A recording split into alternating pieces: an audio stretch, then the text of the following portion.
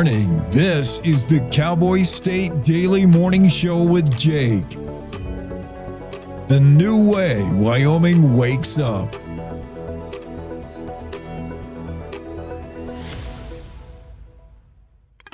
It's time to take a look at what's happening around Wyoming. From the Cowboy State Daily Newsroom, I'm Wendy Core. Wyoming's new top federal prosecutor asked for a delay in the case of a Gillette man accused of tampering with diesel emissions devices. Levi Kretsch faces one count of conspiracy to violate the Clean Air Act and one of tampering with a monitoring device in the U.S. District Court for Wyoming. Each is a felony. Cowboy State Daily's Claire McFarland reports that Kretsch's defense attorney says the delay signals a nationwide backing off from federal criminal delete prosecutions under the second Trump administration. Levi has been fighting the feds for like 3.5 years. And then all of a sudden you have the Trump administration 2.0. They're doing all these things that signify that they're backing off some of this criminal enforcement. His defense attorney, a well-known defender in this space, said, yeah, we're hoping he doesn't have to plead guilty at all because we're seeing so many changes on the federal level and federal prosecutors being more willing to not pursue this criminally that we're just holding out hope in Levi's case. Kretsch's defense attorney said other cases around the nation are leaning the same direction. They're in negotiations where dismissal is a possible outcome. A 29-year-old hiker sustained serious injuries after being attacked by a bear in Yellowstone National Park on Tuesday. According to Yellowstone officials, the incident occurred on the Turbid Lake Trail near the northeastern shore of Yellowstone Lake on Tuesday afternoon. Cowboy State Daily's Andrew Rossi reports that the victim was hiking alone when he encountered the bear 2.5 miles from the Pelican Valley trailhead. The species of the bear has not been identified, but park officials say that based on the location and the evidence they've collected, it was probably a grizzly. The grizzly attacked the man. He was seriously injured in the chest and one of his arms, and he wasn't able to deploy bear spray until the bear was on top of him. And once deployed, the spray drove the bear off, and he was able to walk out with National Park medics and taken to an ambulance. After being taken to the Lake Medical Clinic, the victim was flown to a nearby hospital. Tuesday's incident was the first human bear incident resulting in injury in Yellowstone in over 4 years. The Laramie County Board of Commissioners Tuesday denied a hotly contested energy development proposal following a lengthy debate from about 50 county residents. Up for discussion on the commission's agenda was the Laramie Range Wind Project, a wind development backed by Spanish energy giant Repsol. Cowboy State Daily's Jackson Walker was at the meeting in which community members shared concerns about the project, which they have claimed could disturb local wildlife and become an eyesore. The meeting was pretty lengthy. There was a lot of discussion, and at the end of it, 3 of the 4 commissioners present sided with those that felt that way. Only one commissioner, the acting chair, Troy Thompson, was in favor of approving the project. He argued that holding Repsol to such a high standard and then only to deny them was cruel, and it wasn't very fair to them. Regardless of this, the will of the people prevailed. In siding with the landowners, Thompson had said that too many Wyomingites are opposed to the project only because of the proximity. I'll be back with more news right after this. Casper Medical Imaging and Outpatient Radiology meet all your imaging needs with 2 convenient locations in Casper. Whether you need a mammogram, CT, ultrasound, MRI, or DEXA scan, your image is always our focus. Visit our East Campus at 6600 East 2nd or our main campus at 419 South Washington, and let us help you find the answers you need through high-quality imaging and compassionate care close to home. See what we can do for you at caspermedicalimaging.net/services. Robert Redford, legendary actor and advocate of Wyoming's outlaw history, died at his home in Utah on Tuesday. He was 89. Redford is known internationally for his acting and directing, which spanned more than 6 decades, as well as his deep love for the Western way of life. Cowboy State Daily's Jackie Dorothy reports that he had significant connections to Wyoming as well. He helped preserve Wyoming's history in many different ways. And it was all from the films that he did based on outlaws and the mountain men of Wyoming. What Robert Redford did here in Wyoming was he helped with the reburial of one of our mountain men, who he portrayed in the famous movie all about Jeremiah Liver-Eating Johnson. He also came back to Wyoming to buy a bar in the 1990s. As Redford is remembered for his tremendous acting and directing talent, in Wyoming, his legacy is about preserving our history for the next generation. And that's today's news. Get your free digital subscription to Wyoming's only statewide newspaper by clicking on the daily newsletter button at cowboystatedaily.com. I'm Wendy Core for Cowboy State Daily. The climate that we're operating under has everyone on the defensive. You see a person and you automatically put them in a box and say, well, this is what this person should be like. All of this ostracizing people, what are we afraid of? We're called to love one another. It can't be, I reject you as a person. This country's been through so much. Its people has been through so much. Why can't we fix this? Do we have issues we have to deal with? Yes, we do. But we're not going to be able to deal with them if we're fighting and yelling at each other and not listening. Yeah, she has an accent. Oh, gosh, she dressed funny. But we're talking the same thing. We're all concerned about our children, concerned about the world we live in. A lot of people wouldn't even think we should be here talking to each other, but I'm sorry, I disagree.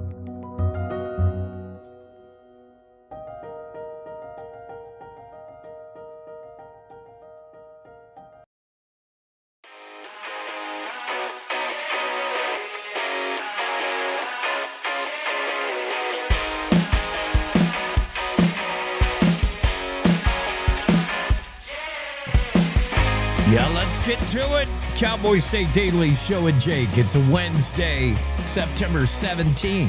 Halfway through the week, halfway through the month.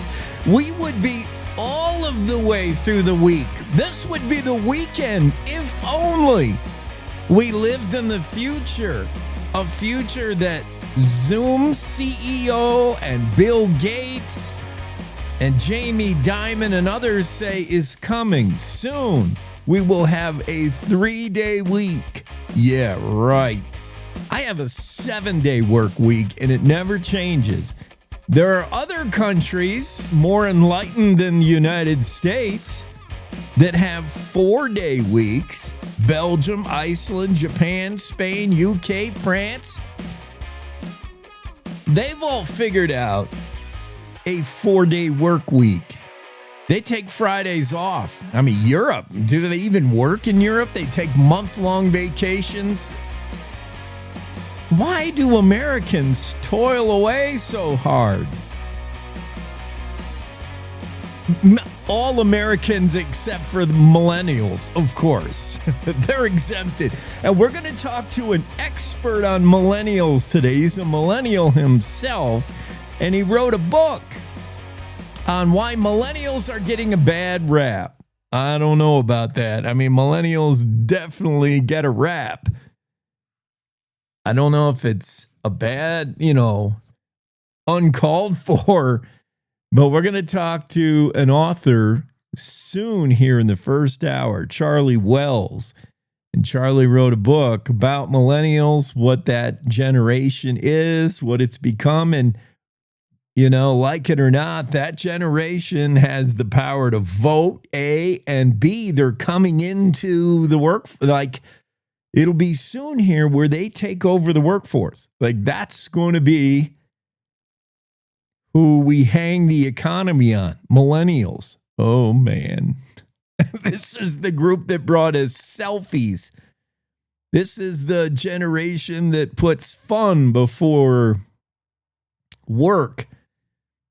I'll be interesting to see how Charlie defends millennials. Anyway, yeah, that 3-day work week is coming, it looks like, once millennials take over. AI is being blamed, or AI is being heralded as the reason we're going to go to a 3-day work week in the U.S. Right.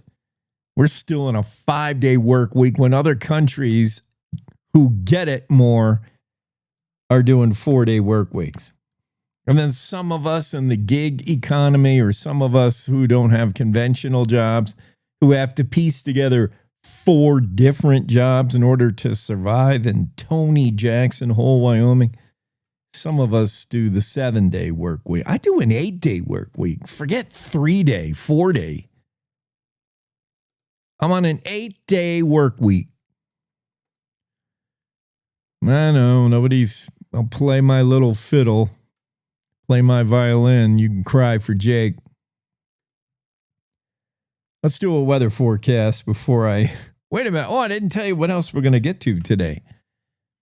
We got a hiker in Yellowstone that was mauled by a grizzly. That's the first bear injury, human-bear conflict in Yellowstone National Park since 2021.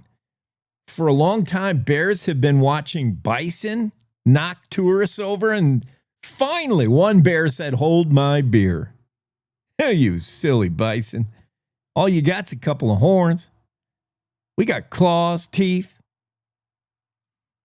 I only make fun because the hiker's okay. Serious injuries, but he hiked his way out of there. Turbid Lake.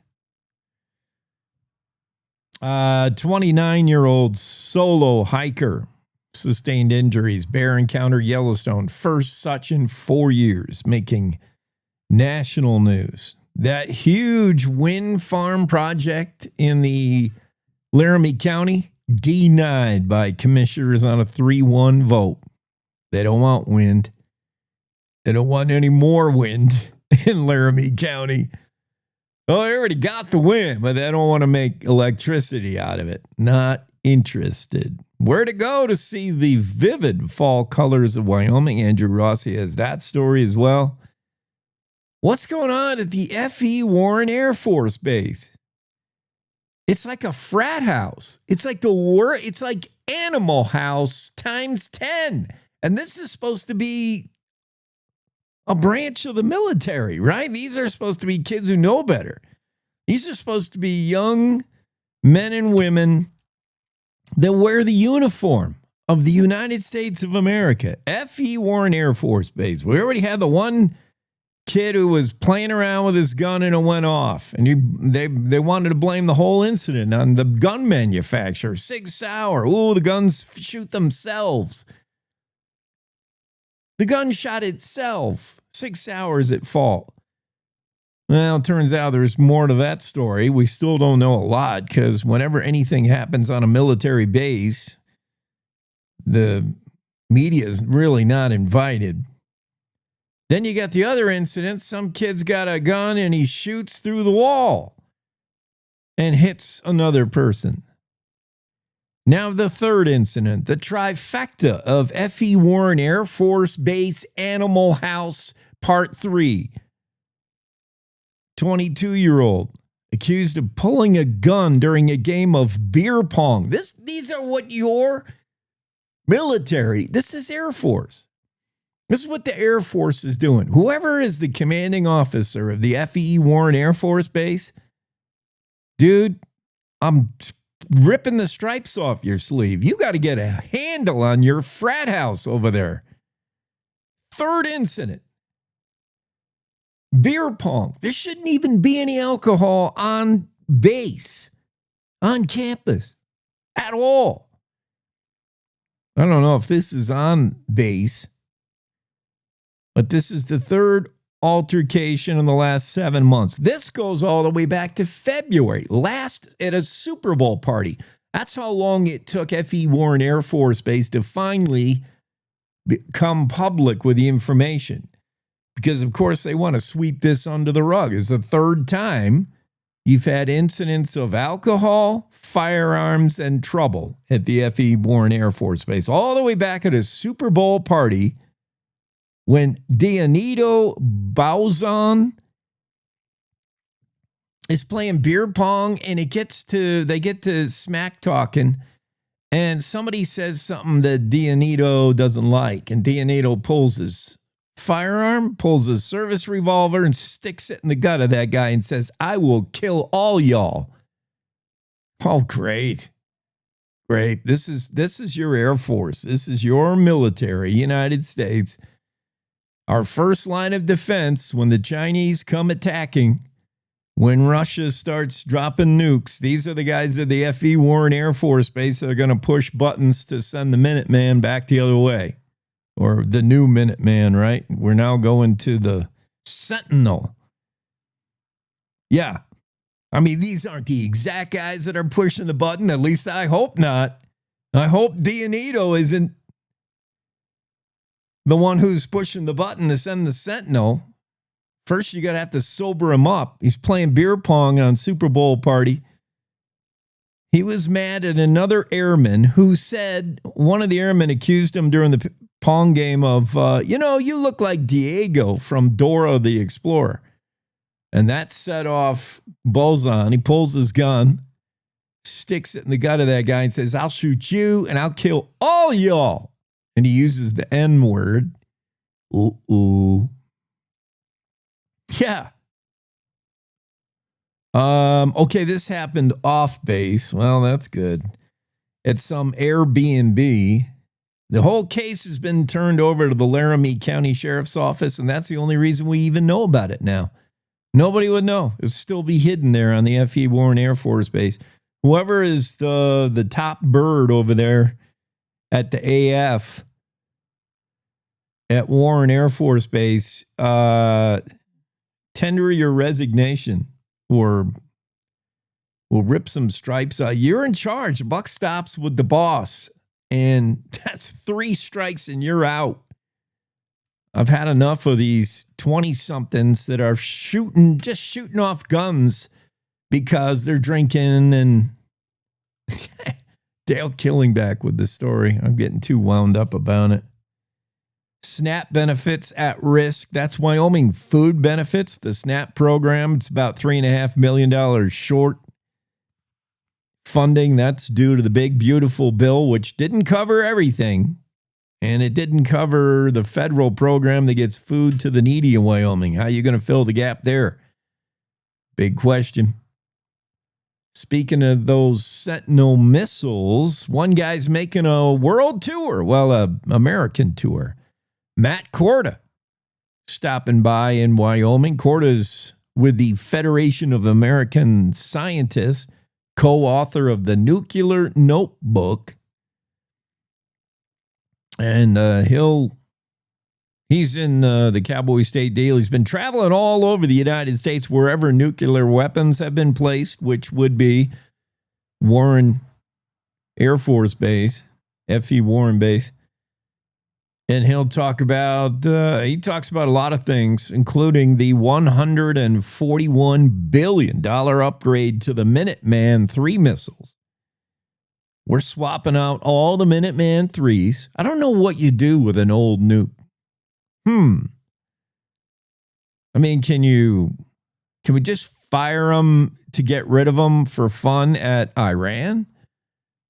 What do you do with the old nukes? The Minuteman IIIs are being decommissioned and they'll be replaced by these new fancy Sentinels. So now these 20-something hooligans playing beer pong at the Air Force Base will now have their finger poised over the button of a more lethal weapon, the Sentinel. Mountain lion made a kill on the Thermopolis golf course and stashed his prized pronghorn by burying it with some sagebrush. It was so cute what this mountain lion did with his pronghorn. Mountain lions kill stuff. They eat what they can, and they get all fat and lazy, and they're like, they don't want anybody else coming along to find their stash. They're going to come back to it. So they bury it, and this mountain lion buried it with whatever was available in Thermopolis, which is like no dirt. Thermop does not have rich soil like the Midwest. It's the reason the Mormons kept going when they got to Wyoming. They're like, nope, not the promised land. Can barely grow a sugar beet here. So this mountain lion covered up his pronghorn with the little pieces of the sage, but like literally prairie dust balls. What do you call it? When you watch a Western and you see the prairie ball, what do they call them things? You see that thing roll by, like that's what the poor little lion used. And to hide it so near where people are, some wildlife experts say they're dealing with a juvenile mountain lion. In other words, this poor mountain lion, he's new. He doesn't know anything. Can't bury your pronghorn right there by a golf course. You use golfers to bury your pronghorn kill by a golf course, you stupid lion. Here's the weather. Casper, you're going to get buried in rain today. Rain likely, cloudy, 60 the high in Casper. Riverton, chance of rain, partly sunny, 67. Evanston, rain after about 3, 66 the high. Pinedale, slight chance of rain, otherwise mostly sunny, 61. A little bit cooler today, isn't it? Alpine, slight chance of rain afternoon, otherwise 70 and mostly sunny. Dubois, chance of rain about 2 in the afternoon. 59 the high in Dubois. Slight chance of rain in Jackson around 2-ish. Otherwise sunny, 68. Thermopolis, chance of rain, mostly cloudy, highs in the upper 60s. Cody, 66 with rain. Buffalo, chance of rain, cloudy, breezy, 63 in Buffalo. Sheridan, 67 with rain. Rain likely in Gillette with a high of 62. Newcastle, 63 with rain. Torrington, even you're going to get rain today. 65. Wheatland, chance of rain, partly sunny, 62. I think they don't want rain in Wheatland right now because they're harvesting the beets, I think. I don't know. I'm not a farmer. Chance of rain, otherwise partly sunny, breezy in Cheyenne with the highs 61. Laramie, 56 is the high today. You're the cold spot in the nation. 56 in Laramie.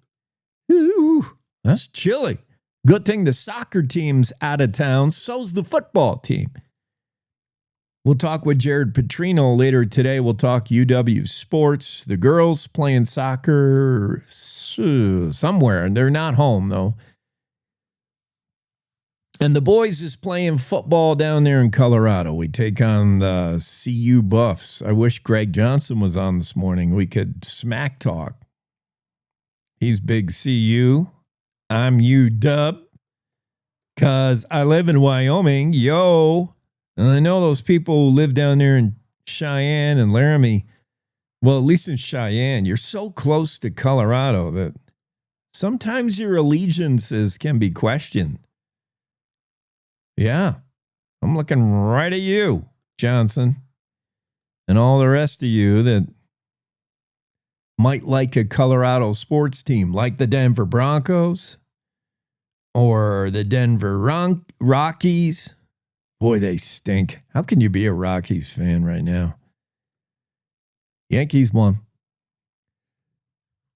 Yeah, we'll talk to Jared Petrino about some sports, but all our sports teams, collegiate sports teams, are out of town. Otherwise, we'd be having to bundle up to go watch them. 56 the high with rain in Laramie. Ooh, it is chilly. Fall colors coming out. Andrew Rossi will tell us when and where. We'll have Andrew on today as well, and he'll talk about that bear attack in Yellowstone. Believed to be a grizzly, even though the dude that got bit says that was a black bear. It's hard to tell sometimes. It's unlikely black bears attack people. They do, but grizzlies 5 times more likely to get involved in a conflict. And given where it happened, Yellowstone authorities pretty certain it's a grizzly. They don't know. They're not going to do anything to the bear. They just said the hiker surprised the bear. The bear did what bears do.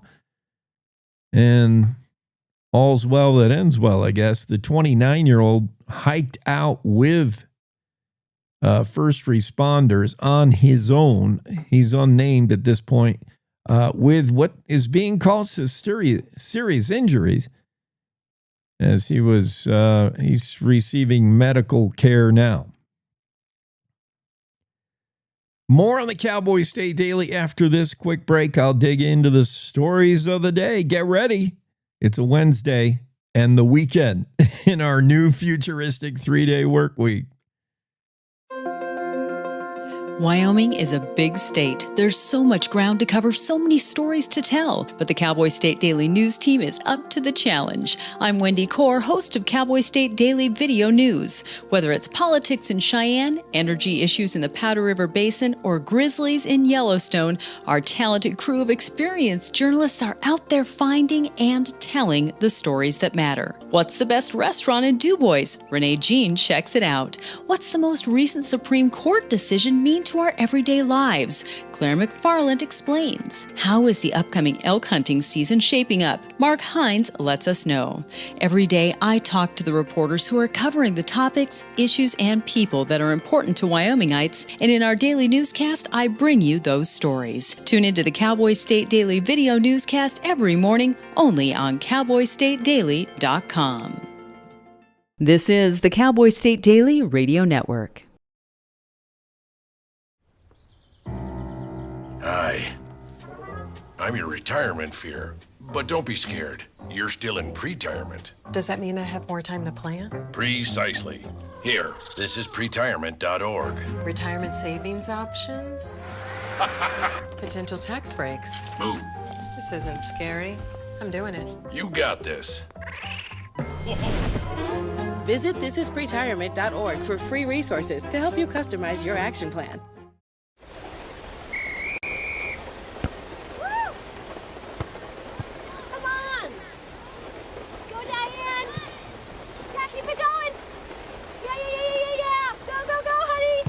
If you love them enough to drive an hour to cheer them on as they get beat 11-0 in the rain, then surely you'll check NHTSA.gov/the-right seat to make sure they're correctly buckled in the back seat.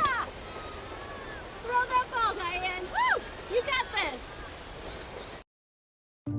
So as a technical sergeant, E6. I served in Vietnam in 1969. I am an U.S. Army veteran. Have you ever helped a fellow veteran?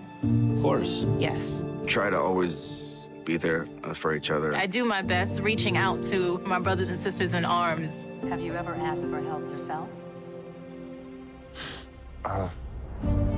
It's always tough, right? I can't say that I have. I mean, If you don't have someone to kind of help you guide those thoughts, it can be really bad. eventually, you just can't deal with it on your own. I guess it's a part of the military too, right? Service before self. It was drilled in, service before self. And you start to question, maybe people would be better off without me, When you realize that you're not alone, once you take that first step, there's so much support.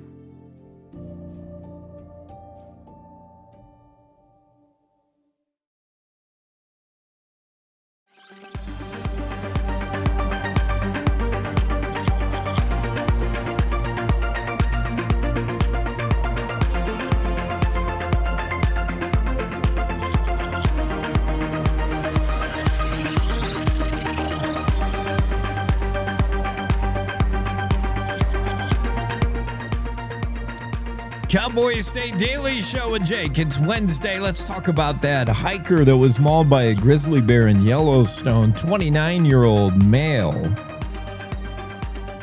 It happened at Turbid Lake, which is not the remotest place in the world, the most remote place in Yellowstone. There are places in Yellowstone off the road that few people ever see. I mean, 98% of the, I don't know what the number is. There is a number, not a great majority, maybe 98% of the visitors to Yellowstone never get off the pavement. Really, the pavement and the boardwalk, that's it. Yellowstone is a touring park. That's the way it's pretty much become, which is a good, it actually works out. There are spots you tour, you come, you see, you leave. And it allows the greater Yellowstone ecosystem to survive without the presence of man goofing around, leaving his Snicker candy bar wrappers everywhere. It works out that most people don't really get out there. Because if they did, there'd be less people leaving the park. There'd be like 5 come in through the gate, 4 come out. If you ever, did a lot of hiking and backcountry camping in Yellowstone, people can't even survive going to the thermal features. With the bison, with falling in the hot water. I mean, just read the book, Death in Yellowstone. There's myriad ways to die in Yellowstone, and People will find it even in what should be a relatively safe and sanitized visit. You drive your station wagon in, you park, you get out, you walk 200 yards to see some hot water, and you walk back in your car and you leave. Like, that's Yellowstone. There's, the loop to do it. But occasionally, some adventure seekers get out of their car and they go hike somewhere. And this 29-year-old, about 2.5 miles in from Pelican Valley Trailhead, which if you have been to Yellowstone, I'll share the map and I'll let you know kind of where it is. Turbid Lake is a tiny little, it would be called a pond anywhere back east. Where I grew up, this is a pond. This is not a lake. Yellowstone's a lake. The west thumb of Yellowstone, you've probably been there. That's a heavily trafficked place. At West Thumb, you can divert from the typical loop, as I show on the map. The loop you would do for Yellowstone. At West Yellowstone, at West Thumb, you would sort of take off on Highway 14 and go to Cody. But if you were to, at West Thumb, if you were to traverse the lake and you would drive all the way around Yellowstone Lake, which is gigantic. I think it's like the largest mountain lake. Mountain lake being, lakes above 6,000 feet elevation or 8,000 or something. 6. It's huge. Yellowstone's a real lake. That's gigantic. And as you get most of the way around it, you come to Turbid Lake. You come to the Pelican Valley Trailhead, and you get into Pelican Valley. Beautiful place. Turbid Lake is from the south trail. It's about, 6 mile hike. You can get to Turbid without being on a trail, real short from the road, from about the Steamboat Point picnic ground. But if you take the traditional Pelican Valley trailhead, it's about 4 mile, 4.5 to Turbid Lake. Cool little lake. Cool, like literally. I'm sure it's chilly. And so this guy's like 2.5 miles in and encounters a bear. This time of year, as Andrew Rossi's story points out, this time of year, bears are in hyperphagia. What do you call it? They're just eating, man. They're eating 24/7. They barely sleep. They figure, hey, we'll sleep when we're dead, as cowboys say. They'll sleep all winter, so they're not sleeping much this time of year. In the fall, they are driven to pack on calories because obviously they're not going to eat for months at a time here. They're going to go to sleep. They're going to hibernate. So this is the 2 times a bear. You don't want to encounter a bear. You never want to encounter a sow with her cubs, ever, because of the maternal instinct of the bear. But you really don't want to bump into bears when they wake up out of hibernation in the early spring. They're cranky, they're hungry, and they got a little edge on them. And you don't want to encounter them in the fall because they're just driven by eating, eat. And when they see you, you're a potential competition for their food source. They're like, oh, look at that other 2-legged bear out there. He wants to eat too. Oh, no, not in my place. You don't. Yeah, you don't. Hyperphagia. Bears are gorging, high-calorie diet, eating like a jillion calories a day, building up their fat reserves for hibernation. So, yeah, not the time you want to bump into a grizzly. This guy thought it was a black bear. He shared that information with park officials. He said, I think called it black. But some grizzlies can appear very dark, very blackish. Some black bears can appear very light-colored and cinnamon and grizzly-looking. It's hard to tell what it exactly bit you, especially when you're worried about fending off the attack, I would imagine. It was a bear. The guy was sure of that. He has injuries to his chest and his arms. The man was carrying bear spray, but did not have time to deploy it till after the bear made contact with him. This is actually a good lesson for those of you in the back country. Number one, you will not have time to barely lift a firearm or your bear spray. Most people who carry the bear spray, they got it in that little container thingy. And the spray can is hard to get out of that container thingy unless you've practiced it, and I bet you haven't. You'll struggle with the amount of time it takes you to get down to your belt or your hip or wherever you got that can of bear spray and get it detached from its compartment, from its little sleeve, from its holder. And some of them to pull out, I mean, it's a struggle. So that takes time if it isn't already in your hand. And there are some areas I've hiked where that can is in my hand. Like you feel it, you smell it, and you see signs of bear everywhere. And you got that bear spray in your hand and you got the safety off.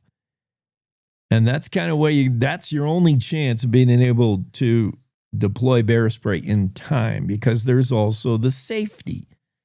You may get that can out of your hip holster and you may get it pointed, hopefully in the right direction. Again, if you're not familiar with the workings of bear spray, maybe you bought it, maybe you rented it a couple days ago. You haven't really checked it out or handled it. You better know which way you're pointing it. And then you got to get the safety off. All these things take time, and you will not have time when that bear comes for you. The bear is moving fast, going to knock you down. But here's the other part that we learn. It's not too late after you encounter the bear. Very often the bear will be satisfied with making that initial contact. Even most often the bear is satisfied with just making a bluff charge at you. The bear will say, I'm a bear and you're not. And here's what I could do. And he'll run at you. And then he'll veer off or stop. And that's your cue to say, that's your cue to empty your bowels into your pants. That's your cue to go to the bathroom in your pants or shorts and then try to make a graceful exit out of there, because count yourself lucky. But occasionally that bear will make contact with you and simply knock you down, stand over you, maybe put his teeth on you. That's pretty on you. That would be the extreme. If the bear puts his teeth on you, the good chance he's looking to end it.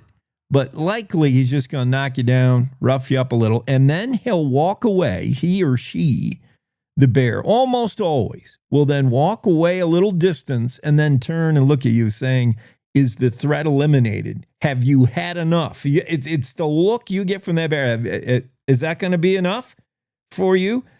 And that's when, if it's a grizzly, you do not want to move. You do not want to make eye contact. You will lay there as if you're dead. You lay there as if, yep, I've had enough. But this guy deployed the bear spray at some point during the contact or after, which is okay. Like, that works too. And this is the lesson learned, is it's never too late to let loose with the spray.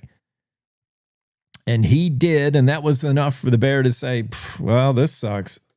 I don't like the smell of that. And the bear left. So he was taken to Lake Medical Clinic, victim flown to a nearby hospital, current condition not disclosed, other than to say his injuries were serious, but non-life-threatening. So we're glad it came out okay. This is the first bear attack, the first human-bear conflict in Yellowstone National Park since 2021. It's been a while. The bison have been carrying the day.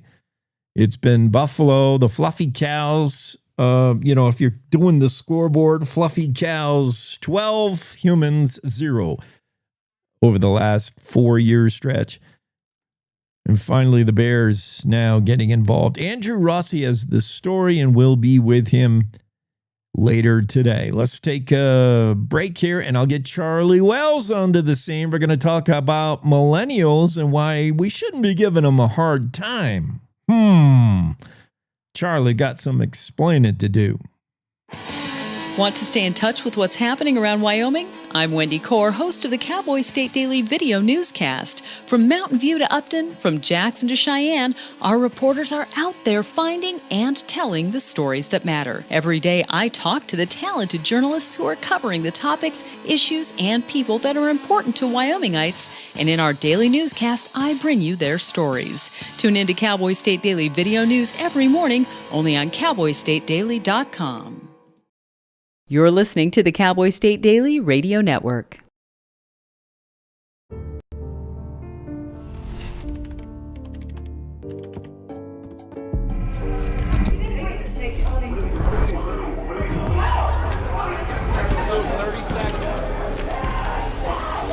I'm an ex-drug dealer, and I'll be your sub today. Can you see anything different as a pill? No. You don't know? Fentanyl is being mixed into everything now. There's only one thing that will save somebody's life. That is naloxone nasal spray. Fentanyl, it's cheap, it's potent, and it's profitable. Why would drug dealers put a lethal dose of fentanyl in drugs if they know it's so harmful? Really just all about the money. I just didn't realize that one pill could change your whole life. More kids should know.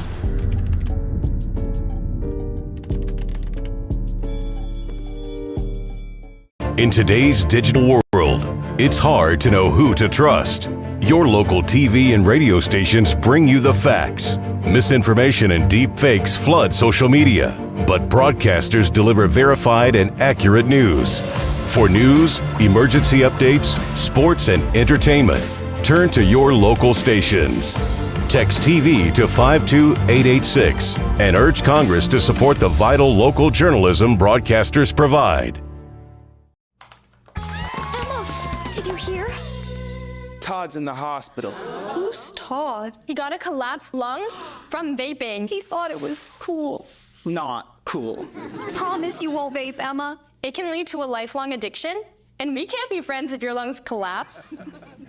Bogus. Wacky sitcom teens aren't the best people to talk to your kid about vaping. Hey, you got a minute? You are. Start the conversation with your child about vaping today.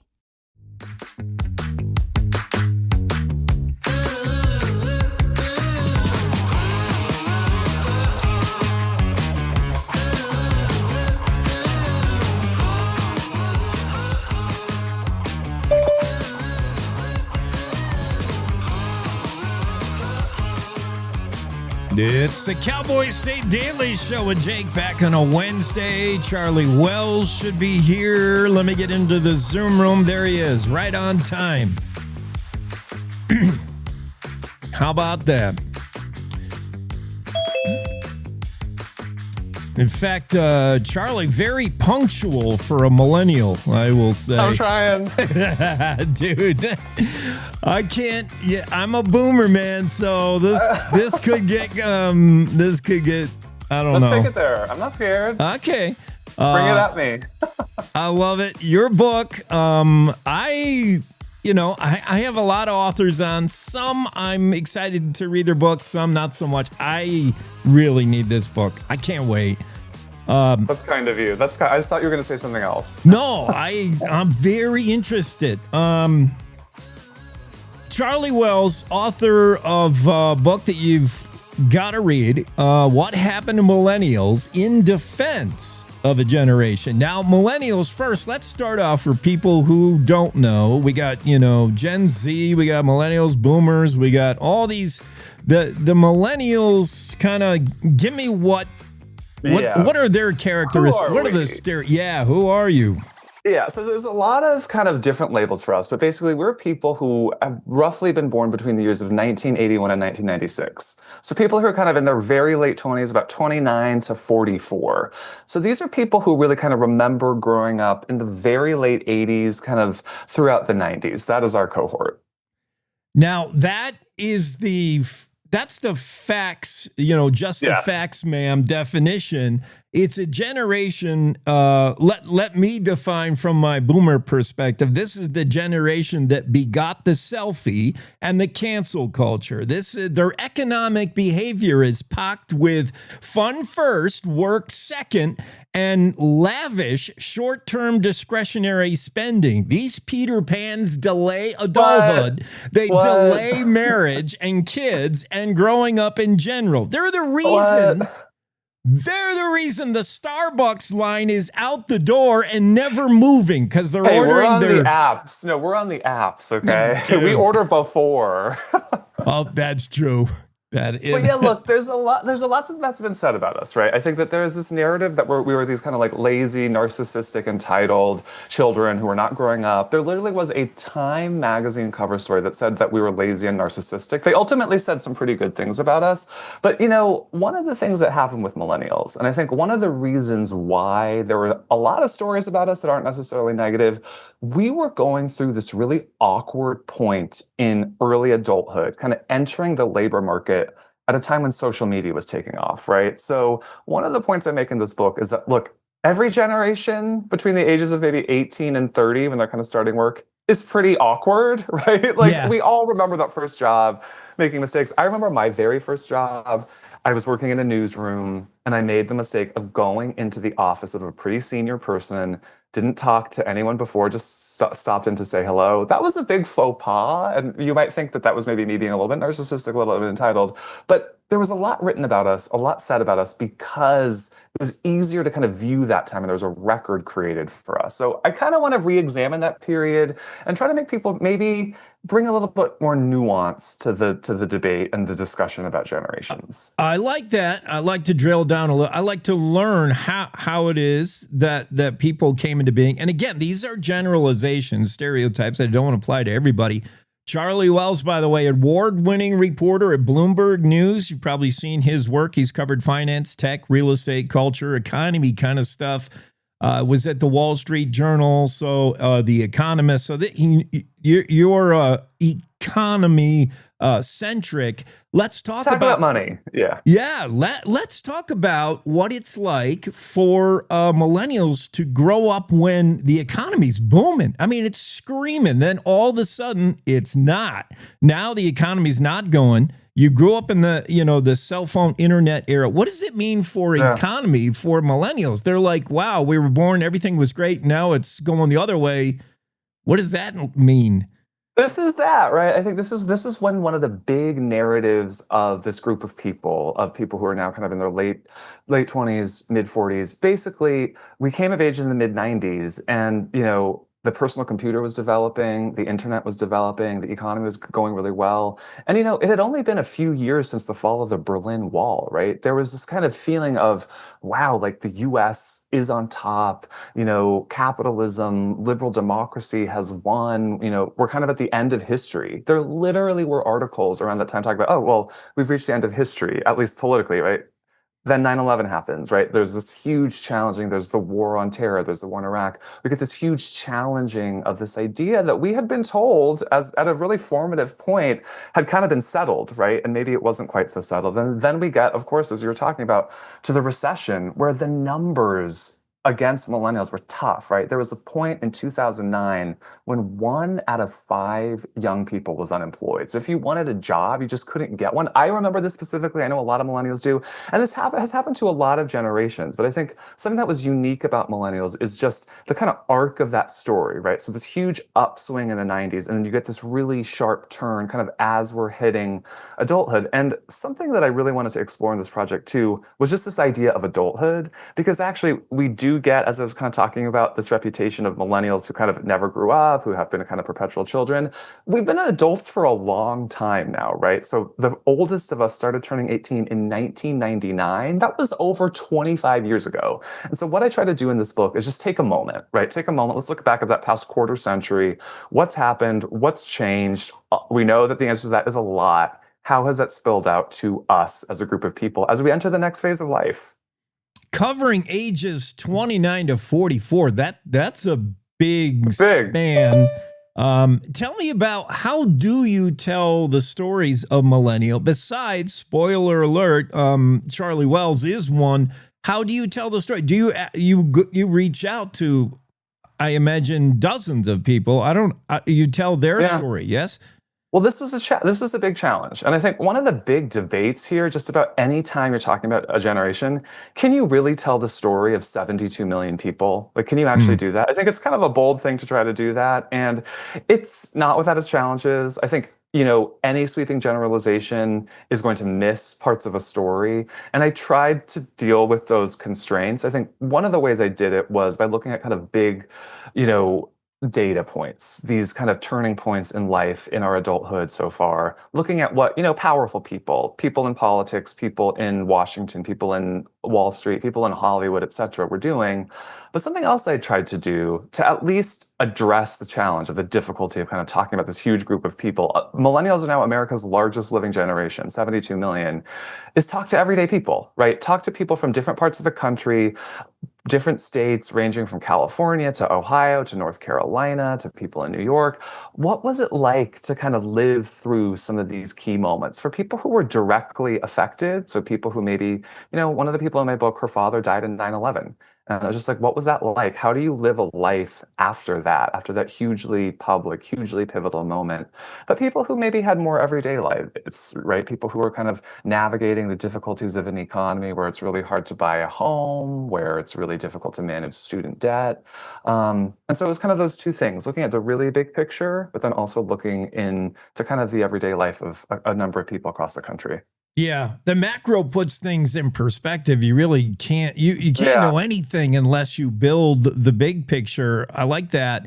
Here's what people are saying about the book, What Happened to Millennials. CNN's Abby Phillips said, it's rich with insight, essential reading for anybody trying to understand the forces that have shaped and continue to shape one of the most influential generations of our time. Publishers Weekly, a window into the troubled psyche of a much-discussed generation. Charlie, why now do we need a book on millennials? We got Gen X still sort of hanging on in power. Gen Z's in the limelight. Boomers are discarded. The millennials, millennials are coming into it, man. Pretty soon, they vote. They have voting power, and they're going to be running the economy. Is that why now, I guess? Part of it, yeah. I think, to put it really bluntly, one of the reasons is we're getting old, right? I think a lot of us, we have kind of internalized a story of, refusing to quote unquote adult to hit some of these milestones. But we've hit a lot of these milestones, right? There was this huge narrative about millennials never being able to own homes. And, there was fair concern about that, right? We're coming out of the financial crisis, out of the collapse of the housing market. Student debt continues to be such a huge issue. But now a majority of us own homes. We've started families. Some of us have children who are in their 20s now, right? And I think there is this kind of moment of approaching the M word, which I am going to use to describe midlife, which a lot of us are kind of getting close to. And so I think I wanted to kind of take a moment to look back at what we have done. And I actually think it's pretty impressive in the face of a number of these obstacles, and to kind of look at some of the new data out there, right? Because I think data often moves faster than the stories that we tell about each other. And actually, the millennial economic situation in some ways has actually improved relative to where it was 10 years ago. And so kind of taking stock of all that, seeing where we are, I think that could give us, some perspective as we move into a really important phase of life. How about these generalizations? Do they work? Millennials considered book smart, tech savvy. Yeah, probably. Yeah, we grew up, as the internet was rising, we grew up as the iPhone was rising. It's something that we kind of had to do in order to participate increasingly in the economy. Yeah. Yeah, yeah. A millennial is who a lot of OGs had to give their device to, and it's like, this thing's, I can't make this work. I played that role. Yeah, my mom and dad. Yeah. How do you do this? Yeah. But you know what's funny? Yeah, sorry, go ahead. Sorry, can I disclose, Charlie, you grew up in Eden, man. San Luis Obispo County. In a town that is listed always in the top 10 as the greatest climates in the U.S. Yes, just beautiful. You know your stuff. Oh, beautiful. man. Yeah. San Luis Obispo County. It's so great. I'm actually from an even smaller town called Napomo, just south of there. And it was beautiful, right? It was a great community. And I think in a lot of ways, one of the things I chart in this book is how, not every American was as privileged to be in a community like I was. Community has kind of fallen away in a lot of ways. And I grew up in a town of about 12,000 people. We all went to the same, public schools. We knew each other for a really long time. And I think that's something that, has made life more difficult for people over time. Yeah, what makes you you? Can we just call millennials? You're born where you're born and grew up that way. Somebody's born in a whole different, this is a huge country. Yeah. Is being born in a time define you, but not completely? What did you find out when you talked to millennials about the differences in that age group? Any? Yeah, no, I think something that, researchers want people to do increasingly is not use the year you're born as astrology, literally saying, okay, well, I'm a millennial, therefore this, or you're a boomer, therefore that. We kind of need to take a bigger picture into view. So, the time when someone's born is important, and it can kind of determine how someone, is going to behave or how they're going to see the world. But so is the kind of historical stuff that everyone on the earth goes through. So taking history into account, and then life stage. That's something that I was kind of talking about earlier on in our conversation about how, pretty much everyone, at least over the past 100 years, who's entered the contemporary workforce is a little tricky, is a little difficult, it's kind of figuring things out. And so looking at people kind of within the context of all those things is helpful and gives us a better picture of, what people are like. Charlie Wells, award-winning journalist, author of a book that just dropped yesterday, I think, right? Just came out. Yep. What Happened to Millennials in Defense of a Generation. Tell me about the book writing. First-time author of a book, Charlie. I mean, reporters, journalists, we can write. I can do that. We have a deadline. We have an editor like saying, I got to need it on my desk tonight, but book, that's a... how was that? A big challenge, huh? It was definitely a steep learning curve. And, I thought a lot to myself about how books don't write themselves. Yeah. I said that a lot as I was sitting down at this very computer that I'm looking at right now.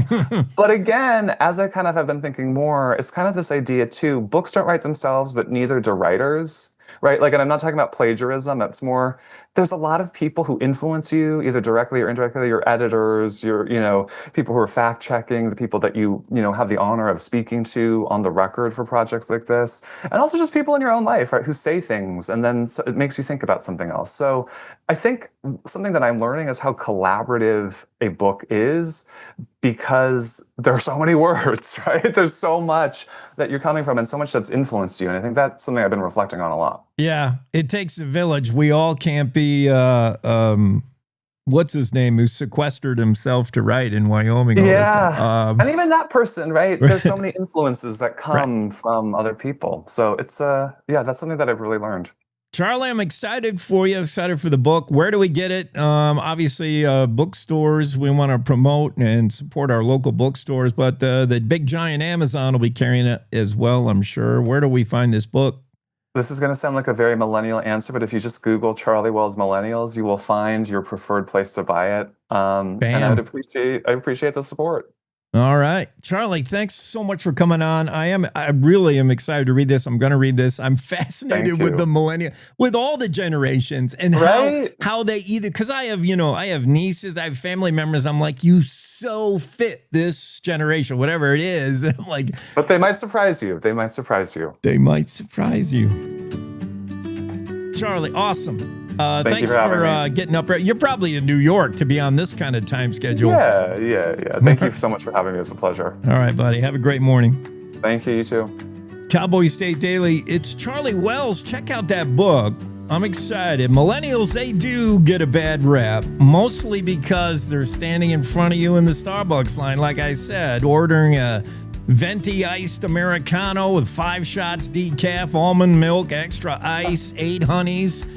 And they need it poured into 3 different cups because they're buying for their friends. You're like, just get a coffee. But Charlie Wells, award-winning reporter, Bloomberg News, he's covered all kinds of stuff, and he's got this book that if you want to learn more about the generation, if you're of it, maybe it'll be insightful. If you're looking from the outside in, you might understand millennials better. Check out the book, available everywhere. It came out yesterday. Just Google Charlie Wells and Millennials, author of What Happened to Millennials in Defense of a Generation. That's going to take us to the top of the hour of the Cowboy State Daily Show. More guests coming up in the next hour, and we will dive into all kinds of stuff from... Yeah, millennials may take us into that coveted 3-day work week that I'm reading about today. That's a dream. I would love that. Millennials lead the way, man. 3-day work week. Let's get news going. I'll be back right after that. It's time to take a look at what's happening around Wyoming. From the Cowboy State Daily Newsroom, I'm Wendy Kaur.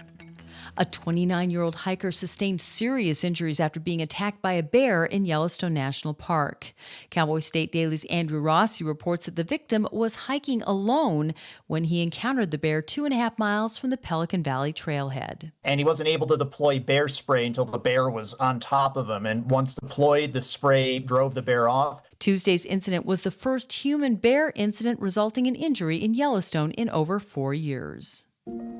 A 22-year-old stationed at F.E. Warren Air Force Base faces a felony charge after allegedly pulling a pistol and threatening to kill another airman during a drinking game off base. The incident involving Dionito Bauzon happened more than 7 months ago in February at a Super Bowl party, but the Air Force has just turned the case over to the Laramie County Sheriff's Office because it did not happen on base. Cowboy State Daily's Dale Killingbeck reports that the altercation was sparked, according to court documents, by another person telling Bauzon that he looked like, quote, Diego off of Dora the Explorer. All we understand is there was a bunch of airmen playing beer pong, and apparently someone started doing a little bit of trash talking. Apparently someone said something about him resembling a character in a cartoon show, and so he pulled a pistol and put the laser on another airman's chest and then threatened to kill everybody in the room. Bauzon faces a charge of aggravated assault and battery. Campbell County commissioners are considering a ballot resolution asking people to vote on whether storage of nuclear waste should be allowed in the county. Cowboy State Daily's David Madison reports that the potential for building small nuclear reactors in the county has sparked heated community debate over whether to allow spent nuclear fuel to come back to the area. It's gotten people upset with each other on the commission. I think that was clear in the debate back and forth, but they seem to work things out as they talk through whether to put forth a resolution that says yes or no, Campbell County wants to be in the nuclear waste business. That's not something a lot of communities have gone out of their way to say in the United States, and that's why we still don't have a permanent repository for atomic waste. Whether to put a potential ban on nuclear waste to voters also was debated by county commissioners Tuesday, who could decide on the resolution next month. The carcass of a buck pronghorn, apparently killed and stashed by a mountain lion, made for a gruesome discovery near the Thermopolis golf course on Sunday. A mountain lion advocate and an experienced mountain lion hunter both told Cowboy State Daily's Mark Hines that stashing food so close to humans seemed typical of a young, inexperienced cat. I talked to a guy who's been hunting mountain lions forever, kind of up in the Jackson area. They said this sounds like typical behavior of a subadult male, a young male that doesn't have a lot of experience. Maybe was getting pushed out of the prime areas by more dominant males and didn't have any choice, so that's why he ended up down by the golf course to begin with. Wyoming Game and Fish personnel confirmed that they trapped and relocated a young mountain lion that evening. I'll be back with more news right after this. Casper Medical Imaging and Outpatient Radiology meet all your imaging needs with 2 convenient locations in Casper. Whether you need a mammogram, CT, ultrasound, MRI, or DEXA scan, your image is always our focus. Visit our East Campus at 6600 East 2nd or our main campus at 419 South Washington, and let us help you find the answers you need through high-quality imaging and compassionate care close to home. See what we can do for you at caspermedicalimaging.net/services. Well, fall doesn't start for another week, but Wyoming's trees are already bursting into vibrant colors. The window of opportunity to see it all is small, but spectacular. Cowboy State Daily's Andrew Rossi reports that anyone who wants to see Wyoming at its most colorful will want to plan and prioritize. As you follow the map and as you follow as these trees reveal their colors, it starts high and it goes lower. So when the aspens have already peaked and there's no color in places like Yellowstone and Grand Teton, that's when the cottonwoods and the dogwoods are going to be reaching their peak colors in eastern and central Wyoming and the Bighorn Basin. So there's no one specific time and no specific place to go to if you want to see peak fall colors. So it's kind of a smorgasbord of options, but if you plan and prioritize, you can see fantastic color anywhere you go, but some places, as I said, are already peaking, so sooner the better. The most colorful time of year doesn't last long in Wyoming, so it's best to get out and about before it's too late. And that's today's news. Get your free digital subscription to Wyoming's only statewide newspaper by clicking on the daily newsletter button at cowboystatedaily.com. I'm Wendy Core for Cowboy State Daily. The challenges our planet's animals are facing sometimes feel a bit heavy. The animals haven't eaten in a day, 2 days, they haven't drank anything, they're cold, they're dehydrated. As soon as we started our descent, everywhere I could see was mud, just absolutely mud. The country has been in prolonged drought for so long, it was like a tinderbox waiting to go up. Okay, very heavy. Each of us wants to be part of the solution, and we can be. Remember that there's good happening right now. At home. All right, we were able to get into your unit, and we have all 4 of your cats. So, okay. And around the world. For any animal in any disaster. So let's focus on that, right? Be part of the solution, one rescue at a time. Search ifa.org/disaster ready.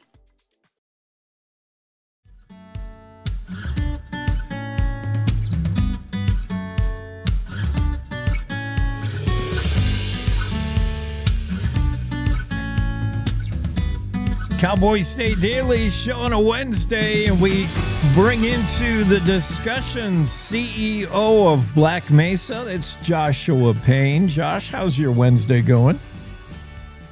Oh, not too bad. It's a little bit early, but we're getting there. You're telling me, buddy. I've already got an hour in. Yeah, I know it is early, but let's before we dig into what exactly Black Mesa is doing, why this this nuclear project might be different than some others we've heard in the news.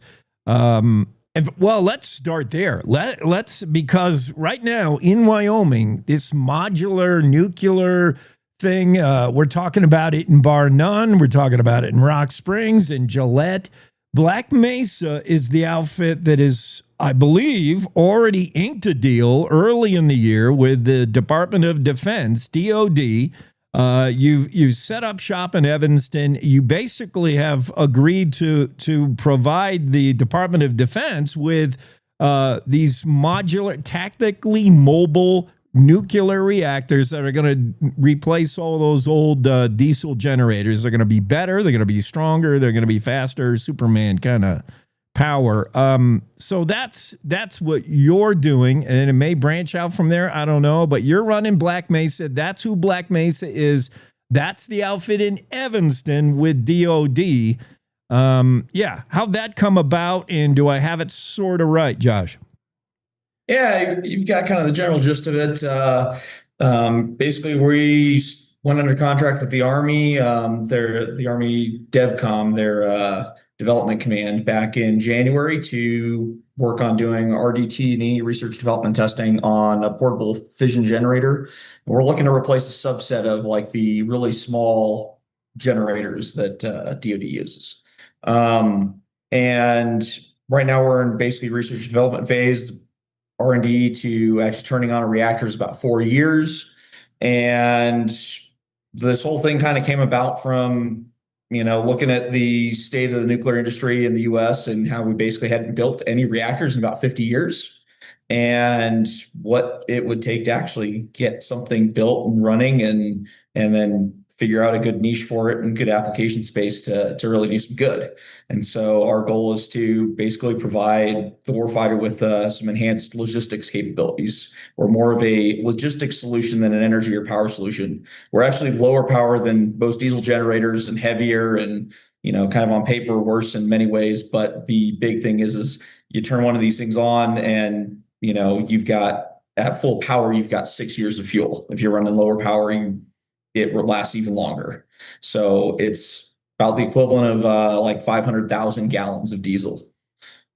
Yeah, this founder of Black Mesa, Josh Payne, we're talking to Advanced Fission. Josh, so it's not, I'm going to give you some broad responsibility here and take us through, because you're an MIT guy, there's no question you can't handle when it comes to nuclear fission. Most of us know of the huge power plants, the potential there for something to go wrong, and we're all scared about it. Then we know nuclear was put into, smaller scale. We put them into submarines and they power. Now we're even getting smaller. And seriously, these things are becoming now the size of a bully barn or a railroad car. Pretty soon they're going to be, but I don't know. They're getting smaller and smaller. What are we looking like? What are you doing now? What does yours look like that you're working on? You're doing prototypes. You're working it out. How big is it? What does it look like? It's basically a 20-foot shipping container, and it weighs quite a bit, even though the actual reactor is pretty small. But the hard thing with nuclear is, I like to say nuclear is energy dense, but not necessarily power dense. It's really hard you can't really get too much smaller than where we're at now, just because of the amount of shielding that you need for when it's in operation. When it's shut down and everything, these really low power cores, they hardly have any radioactive material in them. What we call that is a source term or inventory inside the core. And that really increases the safety factor and things like that, because you've got so much more shielding material on the outside, armor and other things. And there's just not as much to go wrong. It's like comparing, a little 5-gallon jerry can of gasoline versus, a big, huge 5 million gallon tank. If something goes wrong with that big, huge tank, a lot more goes wrong. Josh, let's clear up some misconceptions. Former Senator Anthony Bouchard is a little nervous. He heard you doing an interview saying something like, we need to build a prototype. We need, it's fine to have stuff in a blueprint, but until you get out there and actually build it, that's when you got to learn things like, okay, we should do this instead of this. It's not like you're making mistakes. And it's not like, I believe there's not even any nuclear fuel on site in Evanston. You're just building the building blocks. What are you doing in Evanston? Correct. Right now, we're doing what's called an electrically heated prototype. So basically, we have we build out all the systems, but instead of using nuclear fuel, we use electric heaters, and we can then basically replicate the behavior of the nuclear fuel, because we know that those physics and how all that works really, really well. I mean, we've had decades of modeling and simulation and that kind of stuff to be able to do these things. And so, yeah, basically just using it with electric heaters to kind of prove everything out, prove all those safety features out, make sure that, we can take the electrically heated stuff through all the different accident scenarios. What happens if it goes over temperature, over power, or other things, and then watch and actually see the physical system behavior. That way there's no gotchas when we actually put nuclear fuel inside the system. Black Mesa's operation in Evanston, different from what's being proposed in Bar None, different than Gillette, different than anywhere. This is a unique Black Mesa with a contract with DOD. to build these tactically mobile nuclear reactors in Evanston. Also hear that Black Mesa, they're an out-of-state company. I want to introduce you to Joshua Payne. He grew up in the military family, so maybe that's where connections got made with the Department of Defense. You spent time in Idaho. You've been all around. Yes, based in Virginia, but you're moving to Evanston. You like Wyoming's high energy IQ. Makes sense. You like being outdoors, too. So do we all. Yep. So actually, we're incorporated in South Dakota. We're looking at going to South Dakota first. Virginia just happened to be where I was at the time when we kind of got things set up and going. But we've been out here. Let's see, I moved out here about a year and a half ago, and to Salt Lake area. I've got lots of family in the Salt Lake area. My mom grew up in Southern Idaho, so we kind of know the area pretty well, and I really like it out here. So we did the first kind of contract we had out here, though, was for the Forest Service, actually, because we're a family-owned business. We're 100% family-owned. We haven't taken any investor money or VC money.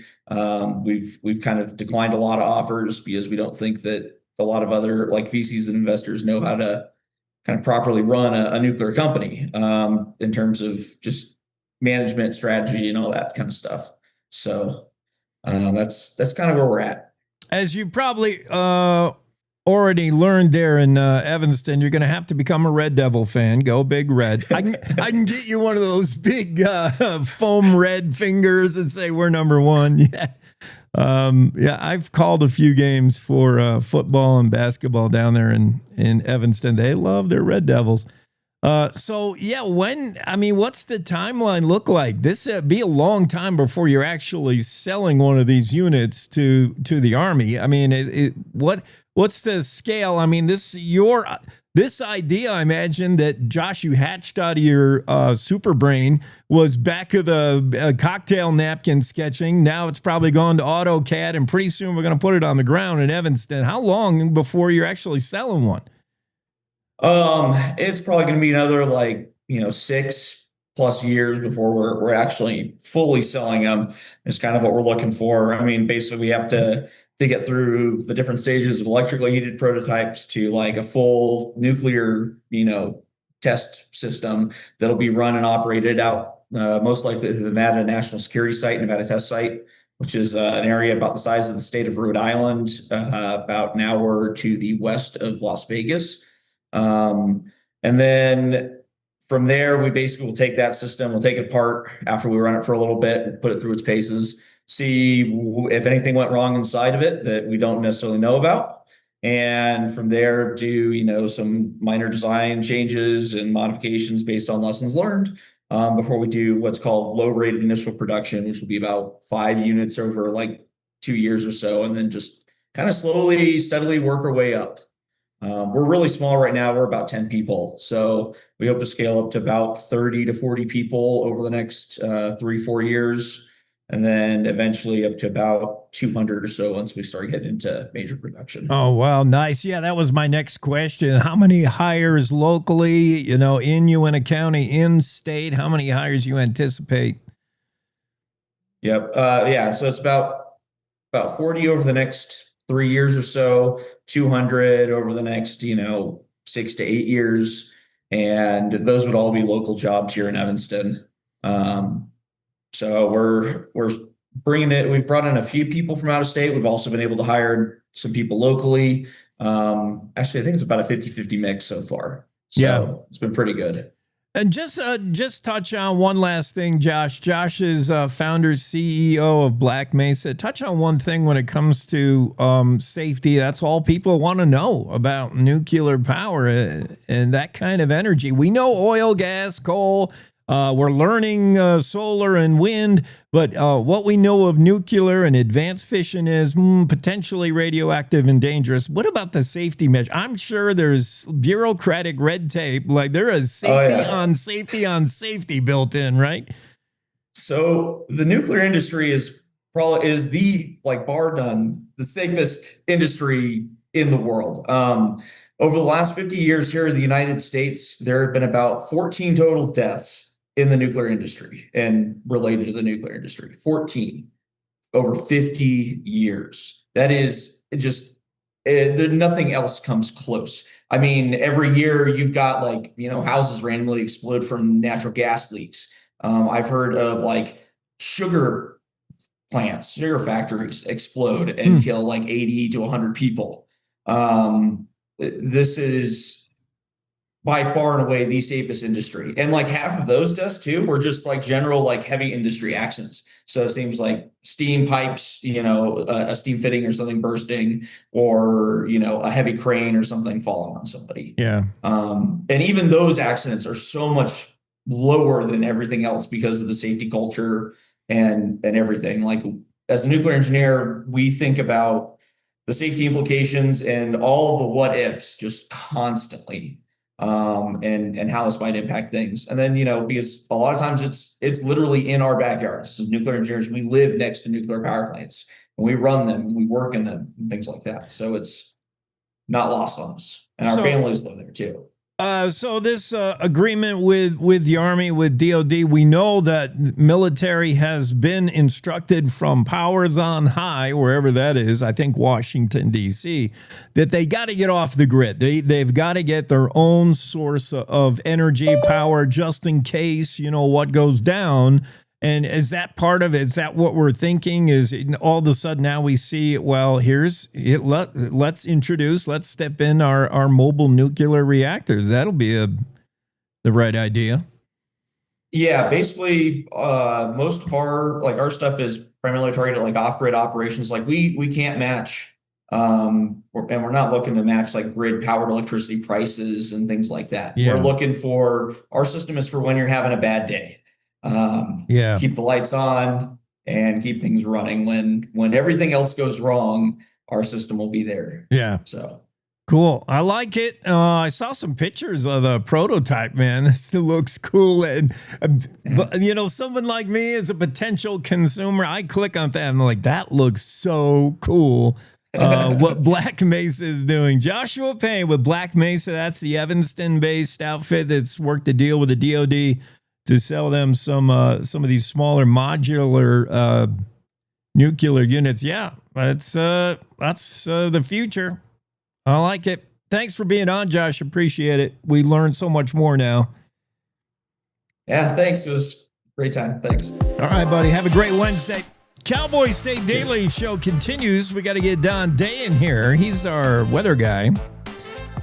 I'm going to remove you, Josh, unless you remove yourself.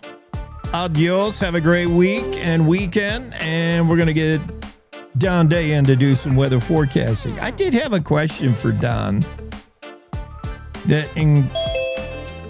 has to do with the sun. Don, I just read something. I know this starts the worst question I could ever ask you. I just read somewhere, Don, and I see Don is like, I'm already, he's like, oh God, here we go. He's gritting his teeth.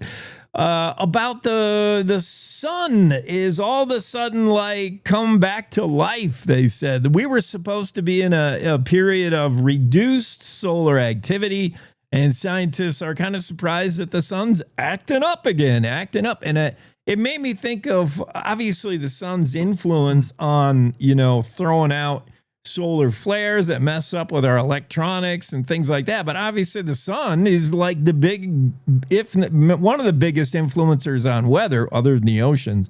And I wanted to talk about that cycle of sun. It's like an 11-year cycle. What do you know about the sun and what it does for weather? Well, we are coming off the peak. I mean, the solar maximum has happened in the past year, and we are now on a decreasing trend of sunspot activity. However, having these flare-ups of sunspots is something that's not unusual. I mean, they're very difficult to predict, but the 11-year solar cycle is pretty well established. I mean, we can go back and there's many ways to determine these cycles historically by looking at the geological record and other things. But another thing that I don't know if the article mentioned this or not, but we had some folks catch the aurora borealis Sunday and Monday nights in some areas, but there's something that happens around the seasonal equinoxes, like the one that we are right now, that allows our magnetic field to open up a little bit and let the sun have a little bit more of an impact. There's a name for it. I don't have it off the top of my head. So you get more activity, more auroras during the seasonal changes like this as the Earth is changing its tilt and that type of thing. But the sun's influence is important. However, again, I'll sit here and be the guy who will say, don't worry, it's nothing to panic about. More sunspot activity is coming around the sun, but we are on a decreasing trend of sunspots compared to where we were a year ago. If you were to graph it, but you do have these little spikes off and on. Yeah, solar cycle 25 is, I guess, where we're at, and we should be coming down from solar activity, but for some reason we're still having a lot of solar flares, coronal mass ejections, and that all means cool aurora borealis. But does that have any effect? Do you care about that at all when you're forecasting? Where are we in the 11-year cycle? Is that nearly as important as what Nina or El or La Nina is happening in the ocean? Probably not. Well, like with anything with the weather and climate, there's a lot of entanglement. There's a lot of things working together. It's never just one thing. And where we are in the solar cycle is important because we have drawn connections to solar cycles and what happens in the Pacific. There's some correlations going on there that we don't quite have a good understanding of, but we do know that during solar minimums is when we have the strongest La Ninas. Near solar maximums are when we have the strongest El Ninos. But it's pretty funny. They say there's only 25 solar cycles. I think there's been a few more since the dawn of time. Right, probably. Wait, this is only our 25th solar cycle? Nobody was around then to notice that. What was I know, right. Nostradamus was asleep. There's so much about the sun and its connections to climate we really don't understand. And unfortunately, it saddens me to tell you this. It's not very well studied. The money's just not there to research it. Yeah. But if we found out, I think if we researched it more, we would find that the sun's influence and the connections are probably more than we think, and maybe in ways that we don't really understand at the moment. But we are on the downward trend. So despite this spike coming, we should continue to see solar activity decrease as we go into the next year. In fact, one thing we keep track of are the number of days of no sunspots, zero sunspot activity. We haven't seen that in 3 years. We haven't had a day in 3 years where there's been no sunspots. There's been sunspots somewhere. But, one website I really encourage people to go to track this is called spaceweather.com. Every day they have an image of the sun and they show you where the sunspots are. Oh, cool. Spaceweather.com. All right. And which the sun's been acting up lately. But nobody knows what it does to weather because the sun got doged a long time ago. In fact, weather balloons got doged. The only guy working in the whole weather scene is this guy, Don Day. What's the weather look like across the state? A little soggy today. A little soggy. Casper and Laramie are two areas that got wild. Casper's had over 1.5 inches of rain. They haven't seen that good of a rain in a long time. Good for them. Yeah. Heavy thunderstorm hit Laramie yesterday with hail. Heavy rain, a lot of lightning, power outages, while the western side of the state is clearing out. So there's a big contrast. If you're in the eastern side of the state today, it'll be cooler. Showers and thunderstorms are going to be around western Wyoming. The sun will be out, and that trend of that sunny weather will continue east tomorrow. And as we talked yesterday, Jake, we had a really nice weekend coming up.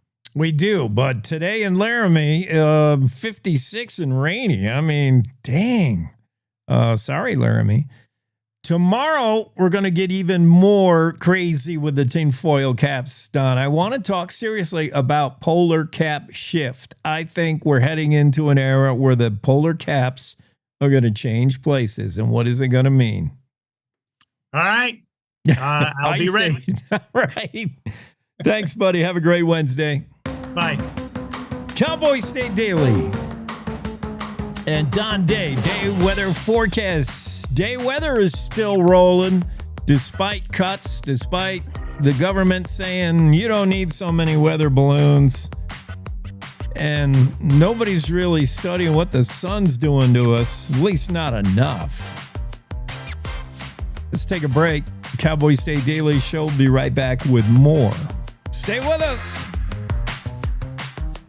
The Seroptimists of Cody are inviting you to join them for their 17th annual Run for Hope, Saturday, October 4th. This 5K, 10K chip timed walk and run starts at the Rec Center at 9:30 a.m. with a kids race at 9. Proceeds support the Laney Cole Memorial Women's Cancer Fund. You can register for $35 in advance, $40 the day of the race. The register deadline is September 19th to receive a free t-shirt. Discounted kids and student rates are available. You can register at Sunlight Sports in downtown Cody or online at runsignup.com. This is the Cowboy State Daily Radio Network.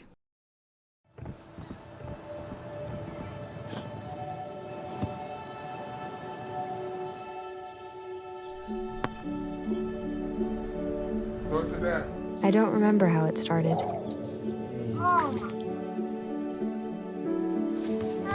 Our back and forth. Victory. Fumble. Repeat. It always came back. Dad! Okay, here we go, throw it! Yeah. You probably don't remember what you told me, That was perfect. but I heard every word. Nice.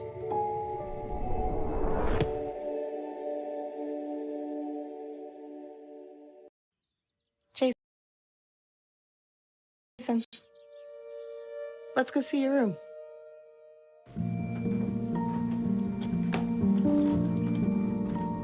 What do you think? We kept it a little spare, so you can decorate it how you like.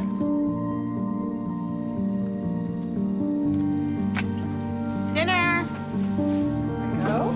Excellent. Soccer is fun. Yeah, I saw you guys out there.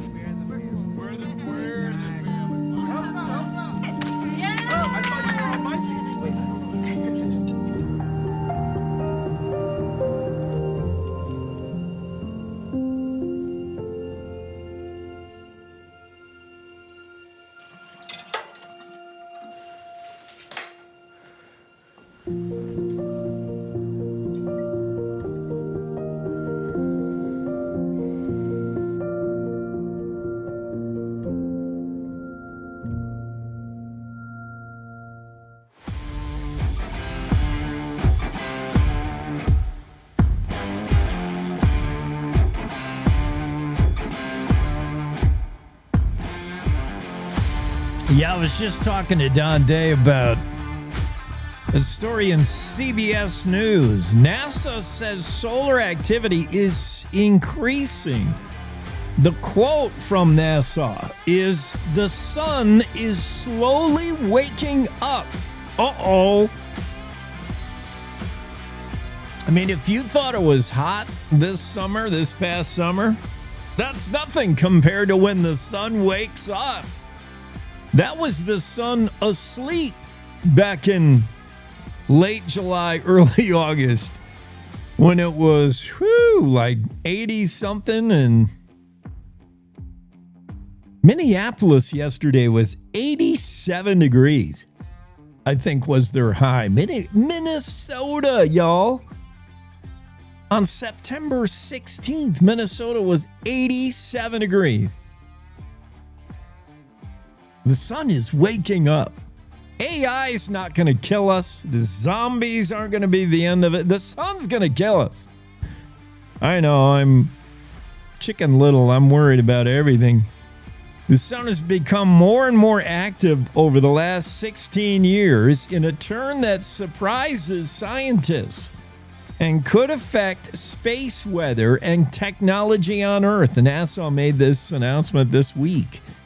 Don Day was familiar with it. We talked about the 11-year cycle the sun goes through where it sort of peaks. The sun is spitting out all kinds of solar flares.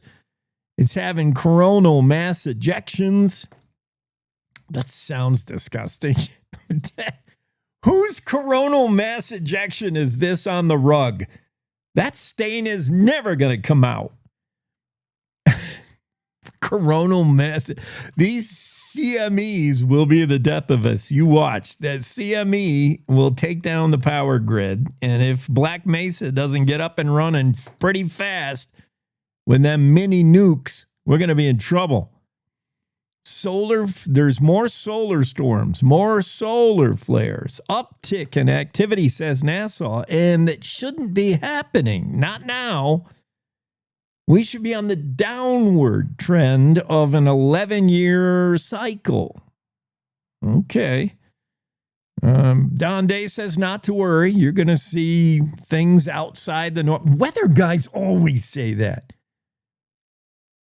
They always say everything averages out. Weather guys take a macro view of everything, where the rest of us take a micro view of weather. All we care about is, like right now, is hot as can be.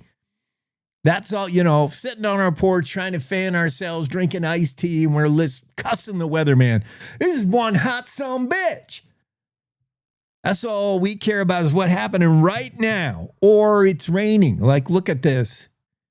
Pouring rain. It is pouring cats and dogs right now. This weather guy has made this the soggiest September of all time, is what Casper was probably saying yesterday. Look at what Don Day's doing. Soaking us.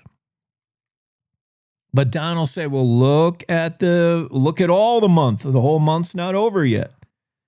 Look at the whole summer. It was dry on average for the whole summer. Look at the whole year, Don Day will say. Don Day will take the macro view. So that was what he was saying about the sun. Even though we're on the downswing of a solar cycle, there will be flare-ups. Occasionally. It's not unusual. Nothing to worry about, says Don. I'm the everything to worry about guy. And Don is the nothing to worry about, nothing to see here guy. And between us both, maybe we'll come up with an average weather forecast. But I'm worried that we're in the strongest geomagnetic storm in more than 20 years. That happened in May of 2024, NASA said. Yeah, it makes for great northern lights. But it's the aurora borealis is going to kill us. We'll all die happy looking into the sky saying, isn't that beautiful? Look at that over Alaska. That's gorgeous. Greens and purples. And we're dead. Because of the coronal mass ejection that somebody's left on the carpet. These flare-ups are knocking out our power grid. They're the reason why Facebook just went down. It didn't really. I'm just saying, theoretically. Like you go to get on the interwebs and you're like, oh, what's wrong with Meta today? Does anybody call it Meta? No. Zuckerberg, that was a bad idea. It's Facebook, dude. Meta sounds so pretentious and futuristic. It's Facebook. That's fun. So, yeah, Facebook's down, your AT&T's tower's down, and the radio's coming in fuzzy. A lot of static. Do I have a static sound effect? The radio is... No, that's an alien. Those are coming too. You know what I mean. It's one of those days where the electronics just don't work. That's because of these geomagnetic storms, the aurora borealis, the northern lights. We look at them saying, isn't that beautiful? Let me share this photo with grandma of it. Oh, I can't. My phone doesn't work. Yeah, because the sun is spitting at us, spitting its poison. And that'll be the end of us. And Don Day will go down saying, well, this is just, look at the law of averages. This is nothing to worry about as mankind is dying. All right. I'm just trying to share the news. This story you can't make up. Oh, actually, it sounds made up because it's so on point. Is this not on brand for Jackson, Wyoming? And believe me, I know, I live here. Jackson Police Department is going to transition to foam bullets. It just sounds so Jackson Hole, right? A more cuddly, fuzzier, kinder law enforcement. Jackson PD is transitioning to foam bullets because real bullets are too hard on criminals. And heaven forbid you actually use a taser. Whatever happened to the batons? I think the Bobbies had it right over there in UK. If these things were employed like they used to be, the police baton, if that went back into service like it used to be in old England, we'd probably have less criminals running around doing the TikTok DoorDash challenge. Just a good rap over the head with one of them police sticks. The nightstick. No, we got rid of the nightstick, and now we're putting foam bullets in our guns. Jackson Police Department, I'm not making this up. It's a real story. Jackson PD is transitioning to foam bullets. You know, the kind of bullets the kids get at Christmas. They got them little, and of course they lose them in like 1-2 seconds. They're all gone. Your little gun, it shoots those foam bullets. And the gun, you know, and I got to say that if you're hitting the right place, they do hurt. So maybe, I don't know, maybe Jackson PD's onto something.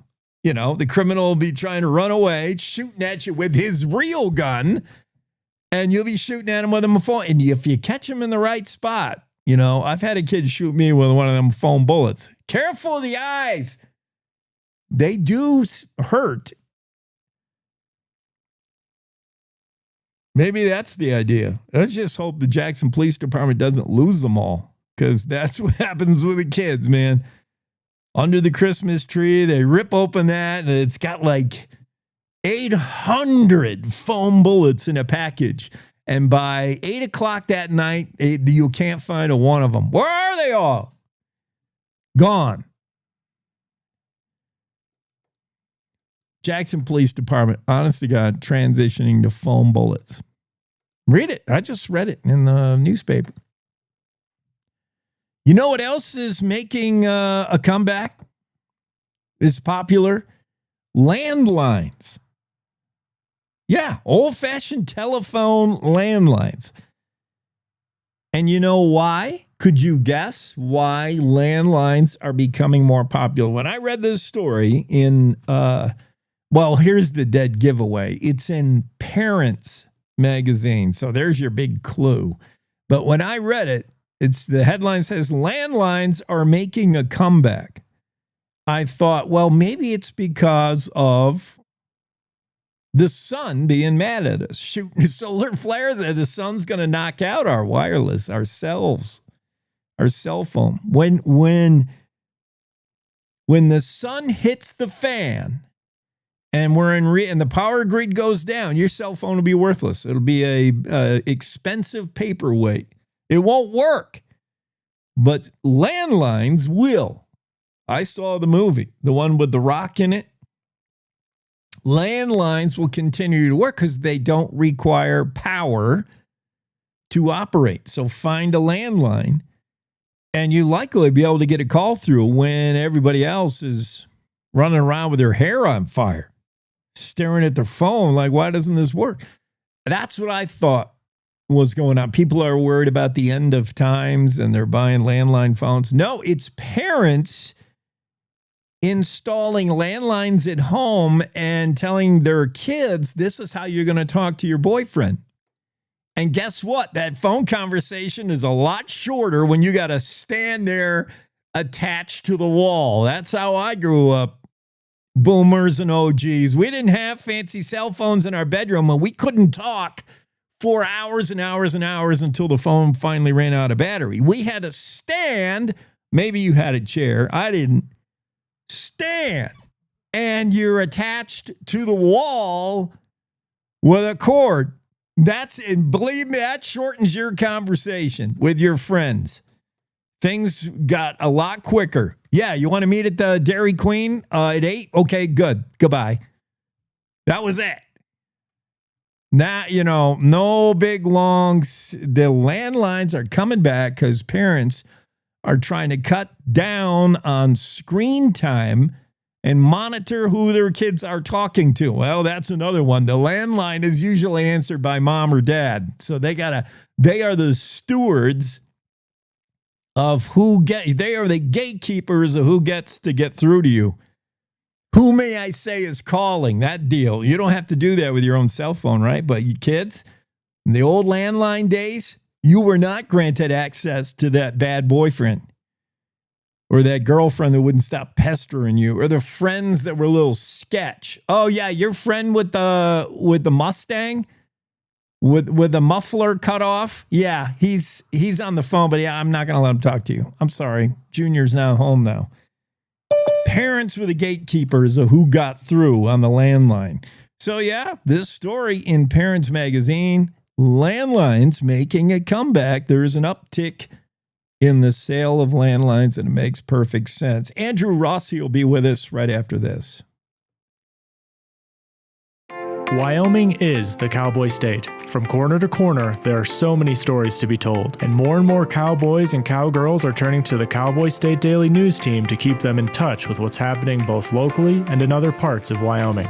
I'm Riley Strand, videographer and production assistant for Cowboy State Daily Video News. We're proud to bring the most important stories to our viewers every day. The stories that start conversations, the stories that make us laugh, the stories that make us think. Our experienced journalists at Cowboy State Daily are crisscrossing the state every day, talking to those who know the news best. Every day, host Wendy Core and I talk to the reporters who are covering the topics, issues, and people that are important to Wyomingites. And in our daily newscast, we bring you those stories. Tune into the Cowboy State Daily video newscast every morning, only on cowboystatedaily.com. You're listening to the Cowboy State Daily Radio Network. Sometimes fatherhood I'm the first Viking who wouldn't kill a dragon. can feel like an epic battle. But you will. But you can change your kid's world just by being there. And with a little help, you won't believe how high they can soar. All right, bud, you ready? I'm proud to call you my son. Come on! Never stop being a dad. To learn more, visit fathersincorporated.com. Logan Wilson here at the M Building in Casper, Wyoming. They do more than just support businesses and private events. They support nonprofits by offering reduced rates to help the community thrive. The staff here at the M Building have been incredible in helping me organize a fantastic event. They are great partners for those who want to make a positive impact on the community. Come check out the M for your next event.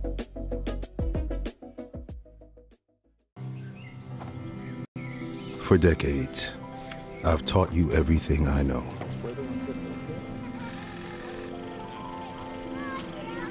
How to safely build a fire. How to control the flames.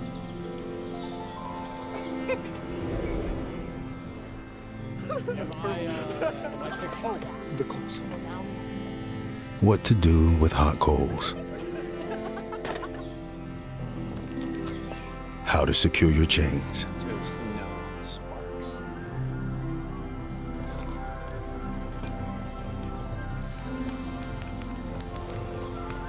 But I can only teach wildfire prevention. Only you can prevent wildfires.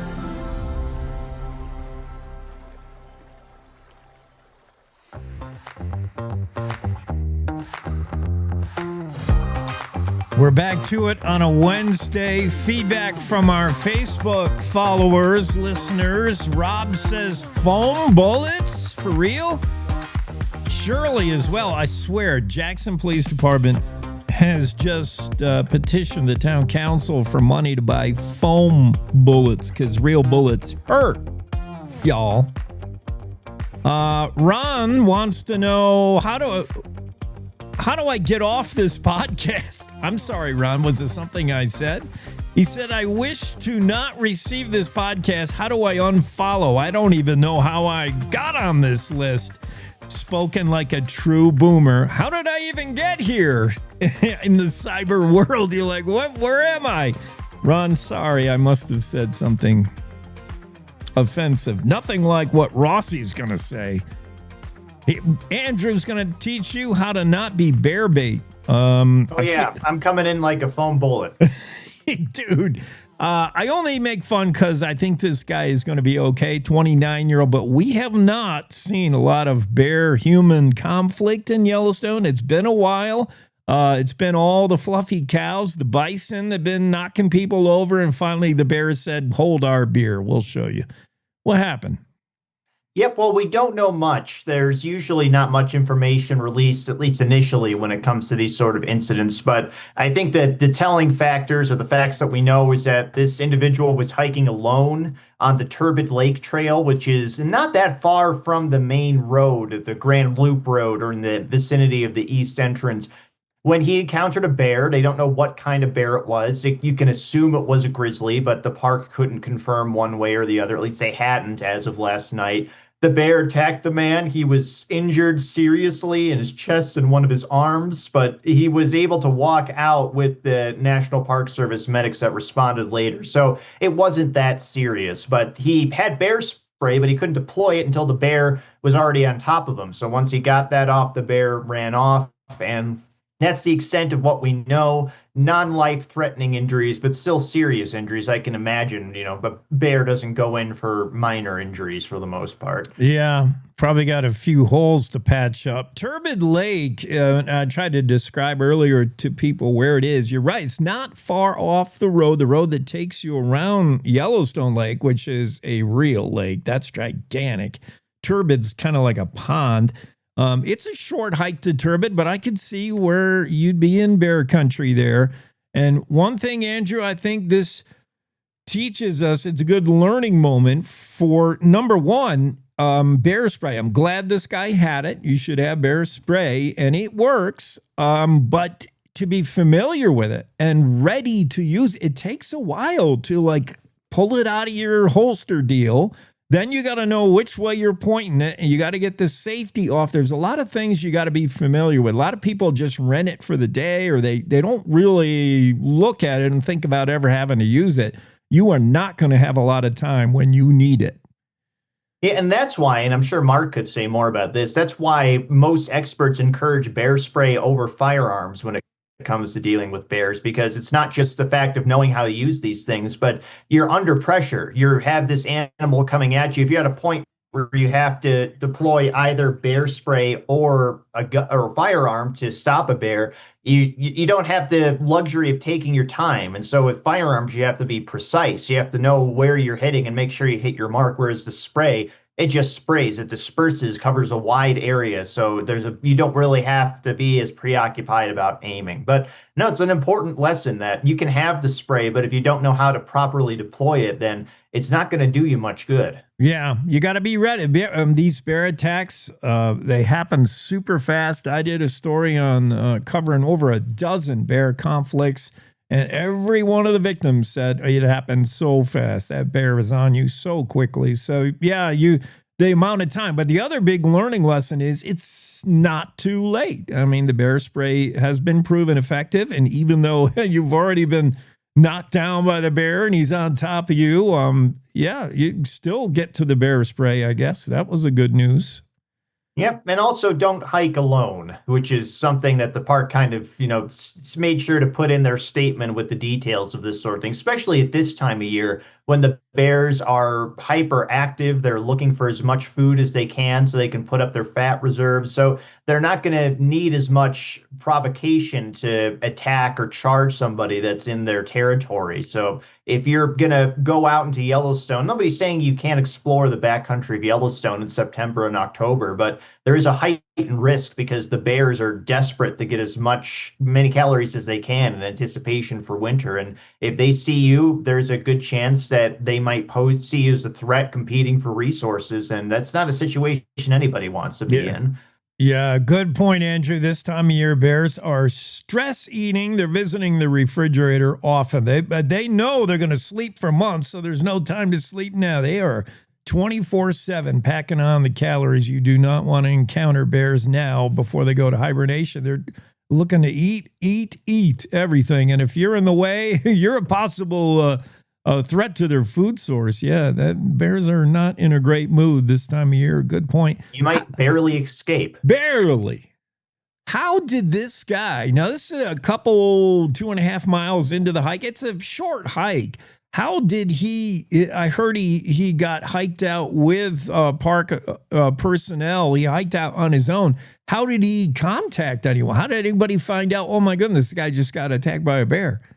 Unfortunately, we don't know. We don't have any details beyond that. And as I said earlier, the details are pretty scant when any of these incidents are published by the park. They post the essential information and not much else. But September is becoming an increasingly busy month in Yellowstone, so it's easy to assume that there was someone else in the vicinity who might have been able to call out. And as I recall, don't take me as gospel on this, but as I recall, cell service isn't that bad in that part of the park. There are spots where you have no service whatsoever, but in that particular pocket, it's not terrible. So it's entirely possible that he could have called 911 after the incident, but we don't know for sure. Yeah, the hike in, he took the Pelican Valley trailhead. You can take another one from the south of that lake.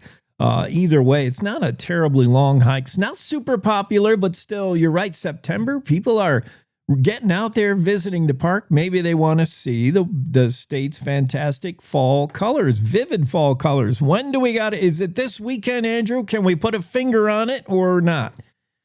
Well, let's I can answer that more directly because I've got the fall foliage map published by Explore Fall right in front of me.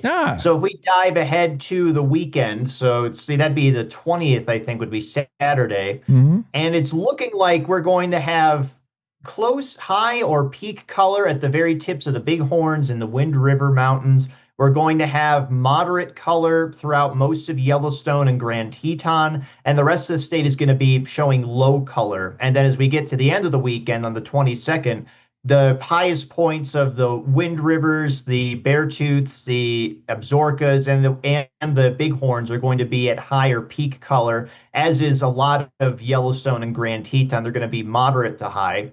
And then as we get to the next weekend, we're going to have peak color throughout Yellowstone and Grand Teton, and then past peak color at the high points of the mountains. So the high points are the spots where I imagine most people won't go. So if you're eager to see a lot of color in Yellowstone and Grand Teton, then it sounds like next weekend is going to be your best bet.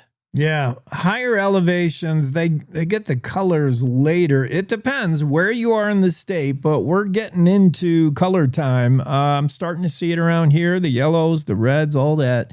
And then it gets... Well, actually, it's the opposite, Jake. The higher elevations get the colors earlier. Oh, sorry. Because it's cooler up there. Yeah, just want to make sure we're setting people in the right direction, because it can be a chase throughout the state if you're determined to get the colors that you want. So if you want to get peak colors in the high places, you're going to want to plan to go up earlier now and within the next week, whereas you're more lackadaisical and you just want to see colors on a more easy schedule, then you have a little time to wait. But there is still color to see at this point.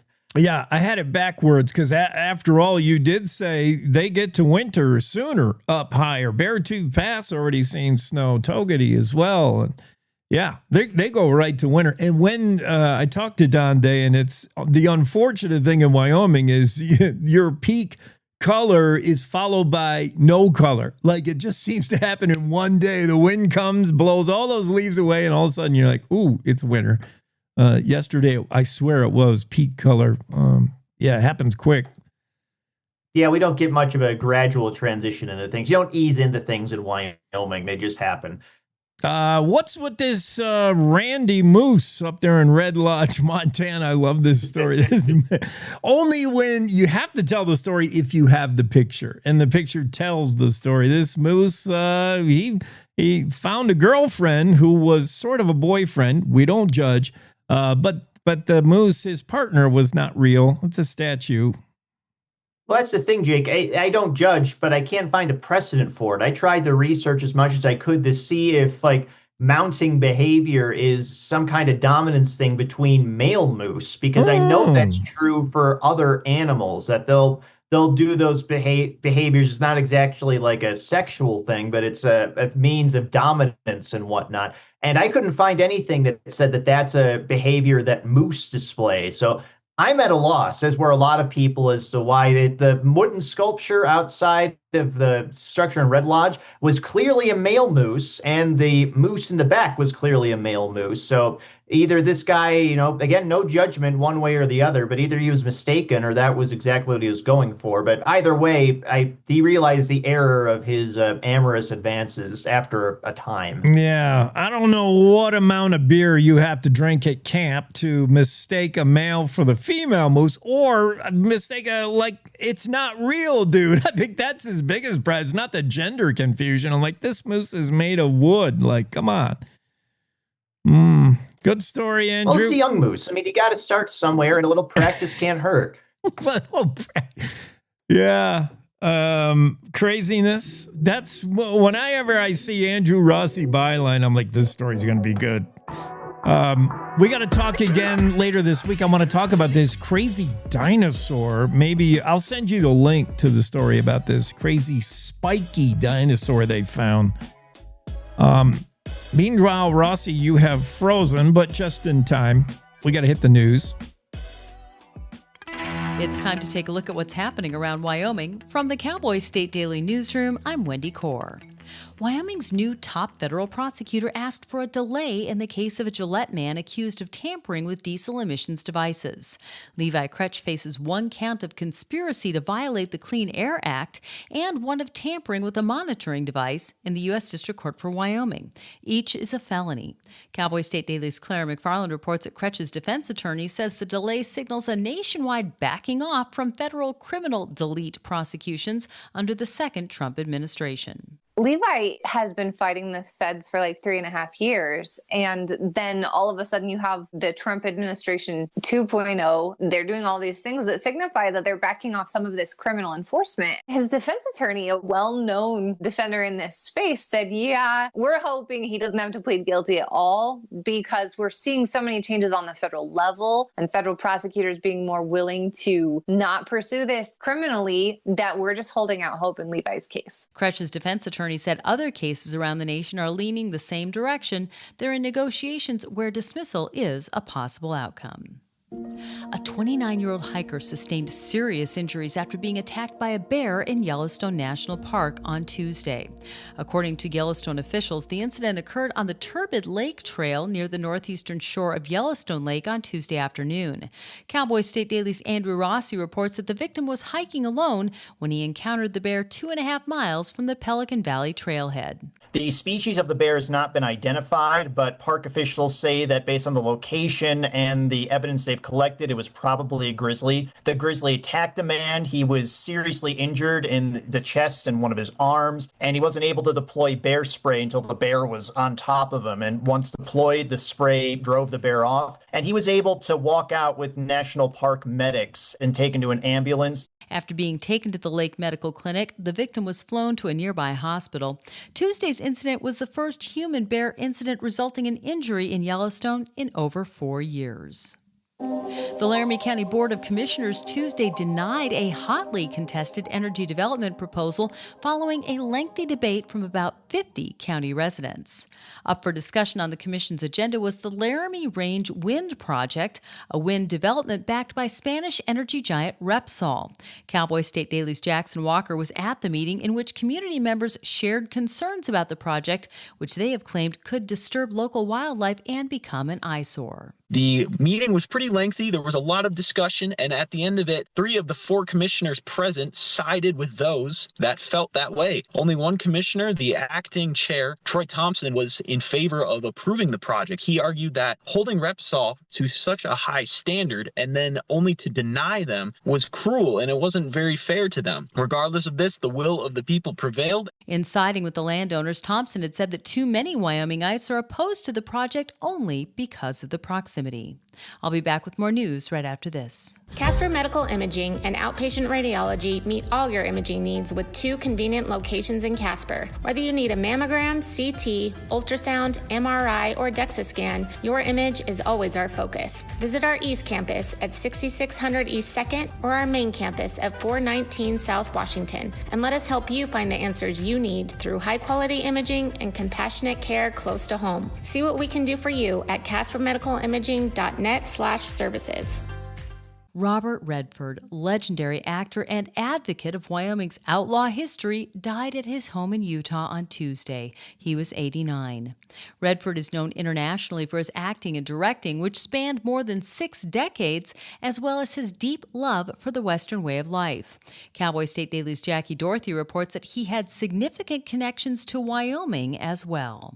He helped preserve Wyoming's history in many different ways. And it was all from the films that he did based on outlaws and the mountain men of Wyoming. What Robert Redford did here in Wyoming was he helped with the reburial of one of our mountain men who he portrayed in the famous movie all about Jeremiah Liver-Eating Johnson. He also came back to Wyoming to buy a bar in the 1990s.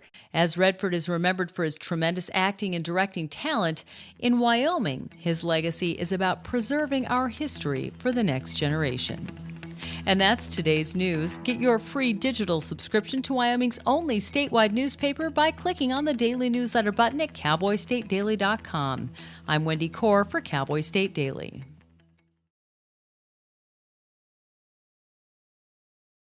My name is Dre, and I had a stroke when I was only 16 years old.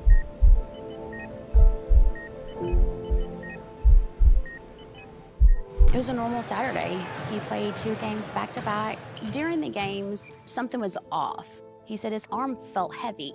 By 1 a.m., he was in emergency brain surgery because he was having a stroke. I didn't want to, but I felt like I was just giving up. That's when I found American Heart Association. They saved me that night. I don't know if Dre would be here today if it wasn't for the work that the American Heart Association has done. The American Heart Association supports life-saving research that leads to medical breakthroughs. We are fighting to help prevent death from heart disease and stroke, educating people on prevention and early detection, and working every day to find treatments and cures so you and your loved ones can live happier, healthier lives. To learn more, go to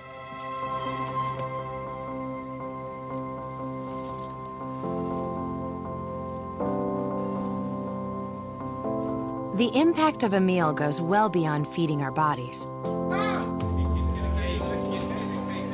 Food can open endless possibilities for people to thrive.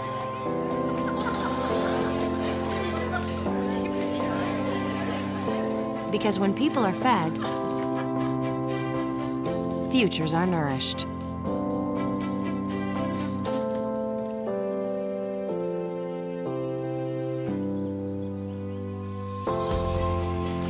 Everyone deserves to live a full life. And with your help, together we can end hunger. Join the movement at feedingamerica.org/actnow.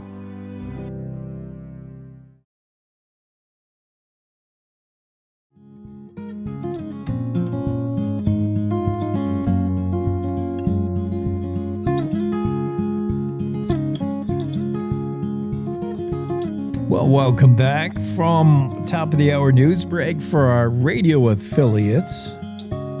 Claire McFarland should be here soon. If you're joining us on radio, hello to you in KGOS Torrington, Cheyenne's KRAE. Glad to have you aboard. KTUG in Riverton, Jackson's KJAX Country, and KYDT Sundance. We're also on the Facebook Live, X Live, YouTube, and at the home site, cowboystatedaily.com. And despite Ron wanting to know, how did I ever get this podcast in my face? You probably have to intentionally seek us out, and I hope you do. And sorry, Ron, for however you got signed up to this whole thing. We think it's a fun show and informative. You might learn something. I learn something every day. And then we'll have a few laughs because that's all you can do with the world today. Have a few chuckles over things.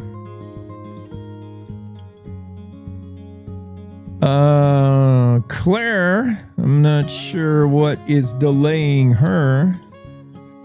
She was covering that Green River trial of the trucker. She's also got a story today about the Wyoming diesel delete mechanic. Not that guy. I thought it was going to be Troy. There's another guy that was doing the diesel emissions delete. And maybe this should be a message to the EPA that truckers don't like this device. And maybe this is a message from the EPA that the EPA gets it finally. Oh, says the EPA, the truckers don't like this device. This device is designed to protect our environment. The Clean Air Act, this device keeps some diesel smoke out of your tailpipe emissions by basically, from what I understand, and I'm not a diesel mechanic, we should ask the Wyotech kids. But this device causes a truck to just regurgitate, reconsume its own diesel smoke. That can't be good for a truck, right? That doesn't sound good for anybody.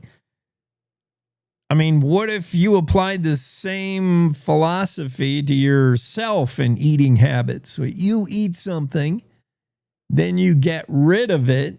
Would you eat it again? Nope. You would if you were a dog, though. Dog returns to its own vomit. That's in the Bible, by the way. But outside of a dog, a Dodge does not want to re-eat its own emissions. And so these mechanics have found ways to delete these devices that were mandated by the EPA. Can text to me, link isn't working. What do you mean it's not working? That sounds like excuses, Claire. Let's get Claire on the show here and we'll find out what her deal is. Claire, what do you mean it's not working? Usually I run a search in my email. Can you hear me? Yeah. And I run a search in my email for Jake Link. Yeah. And then the link comes up and then I Bluetooth it from my phone to my iPad. And the search function wasn't working today. Sorry. That sounds like a lot of work. Isn't there an easier way for you to have the link available? I don't know. I don't want to tell you how to run the McFarland household. I have mine in my notes. I should put it in my notes. That would have been the smarter thing to do. Yeah, okay. You're right. Sorry, I didn't mean to be late. No problem, because we needed you to understand like how it's not that guy when we're talking about the diesel mechanic who deleted the EPA device. We're not talking about Troy. We're talking about this other dude. Yeah, Levi Kretsch was actually featured in the original story on Troy Lake. And so I kept an eye on his case because it was actually charged out of Wyoming. You know, Troy Lake was charged out of the federal prosecutor's office in Colorado, which Wyoming I tend to expect probably a lot more environmental justice. And granted, a lot more smog in Colorado. But then when I saw Levi's case charged in Wyoming, I was like, that's kind of unique. Let's keep an eye on it. And then I saw this weird notice. Oh, we need time to look at the laws and regulations. Were the laws and regulations not in place when it was charged? Right. But yeah, so they, I don't know how it's going to end up, but I thought it was a fun case to get into. It's rare that because he has the court presence of a true gearhead, because like when he was 15, 16, you can see like no muffler citation. Yeah. And then there was the burglary case. Yeah. The heist. Yeah. Like your dad back in the day. This kid has hot rod written all over him, but Good for him, Levi Kretsch. The prosecution has pushed pause. Pause might mean parole. Pause might mean, yeah, we get it. Nobody likes these diesel emission devices. Who is the prosecutor here? In the case of Troy Lake, prosecution, as you said, is the Fed. The Feds came in with a SWAT team. Is this also Feds or Wyoming? Yeah, this is the federal district of Wyoming. Okay. So each federal district, we don't get to elect our federal prosecutor, which I've always felt is an injustice of the people on the reservation, for the people on the reservation who are largely governed by the federal prosecutor's office, largely overseen by it. That's neither here nor there. But our federal prosecutors they're at the pleasure of the president. And we just got a new one. Darren Smith was nominated by Trump. Yeah. Trump 2.0. And so it's his office. And then the prosecutor working this case is Carrie Jacobson, who actually does a lot of the stuff on the reservation. So she's well acquainted with the reservation and its dynamics. I don't know if she's done delete cases before. I don't know her background on that. Yeah. So Claire McFarland's story, Wyoming diesel guy who was doing the deletion. Maybe the EPA is finally getting the message that nobody likes these devices. I don't know what this means. Darren Smith seems like a good guy. He was the guy who said, I'm going scorched earth on crime. Maybe he doesn't think this is a crime worth scorched earth. We'll see. One interesting thing, and I don't know if I got this across well in the story, because by the time it finally all came together, I was like, but okay, so you have, according to the defense attorney, Stuart Cables, like from 2007 to 2015, kind of rough start, emissions controls, really, faulty and engines blowing up and whatnot. And so that's when you have the guys like, oh, we got to do this to save this business or this truck or this haul, or we got to just get rid of them because they broke down and we can't afford to replace them or whatever. And so you have this just very flexible, reactive environment when the federal stance toward these actions was also in flux, right? So the feds at first are like, civil penalty here, don't do it again. And then the tail end of the Trump administration, 1.0, and then the entirety of the Biden administration, you got like guns out. We're surrounding your home. We're interrogating you. It seems like, the Fed's going hard on somebody who's just doing stuff in a garage to these trucks. Like, it seems hard, but I always thought that people like Levi and Troy, they remind me of just masterful hackers. The government should hire them, saying, how can we make the devices better? If you hate them and you've figured out how to get rid of them, how do we make them better? Because we like the idea of, keeping our environment, keeping the air clean. Nobody wants to see the belching diesel smoke, but I don't know. I think, to be fair, there are also dudes that just want to open her up. Yeah, and blow Optimus coal. Prime. You just want to blow coal. I've seen guys like that. That's Autobots roll out. Sorry. Go on. Oh, man. Okay, let's go to, here's another ding-dong ditch dumb idea. The door kick challenge. These TikToking kids, man, they got nothing better to do than go around and pound on your door with wearing a mask and holding an air gun, whatever that is. I mean, you're going to get shot in Wyoming because guess what? Most of us own firearms. This is just a no-brainer, and it seems like, speaking of no-brains, some of these teens got no brains. What about the TikTok viral door kick challenge? Don't try it in Wyoming. So I had fun with that case because I got to nerd out on legal stuff with Anthony Bouchard, who's no longer in the legislature, but when he was like the stand your ground guy. And I found out talking to him, like when he was championing stand your ground into law, and afterward he was tracking criminal self-defense cases. Like he was involved with these people and their cases. And you don't always see that from lawmakers, but I thought that was interesting. But where was I going? I went into the case law explaining, like, here's why we have these weird early hearings where the judge decides if it was self-defense. Here's here's how flexible the standard is. Like, oh, would a reasonable person have shot him? Would a reasonable person have thought he's under attack? Usually juries make subjective calls like that. But in Wyoming, again, early hearings where judges make that call. I did not go into another bit of case law that the commenters, of course, revealed to me might have been relevant. And that is that your, get it right, the castle doctrine, your right to defend your home, extends to the curtilage of your home. And and I think and correct me if I'm wrong, and you will, because I'm always wrong. We've seen the protection of your so-called castle in Florida. It's so loose, you can shoot a guy across the street fearing that he might come over and mess in your area. But like Florida's really loosey-goosey with it, right? And people are getting shot all the time in Florida with this stand your ground castle domain. Well, I mean, they're two different things, right? But that's interesting. I didn't know that. I'm gonna have to look into that. Yeah, man, there's like a story every week about, the UPS guy got shot. Your your Uber Eats guy gets shot.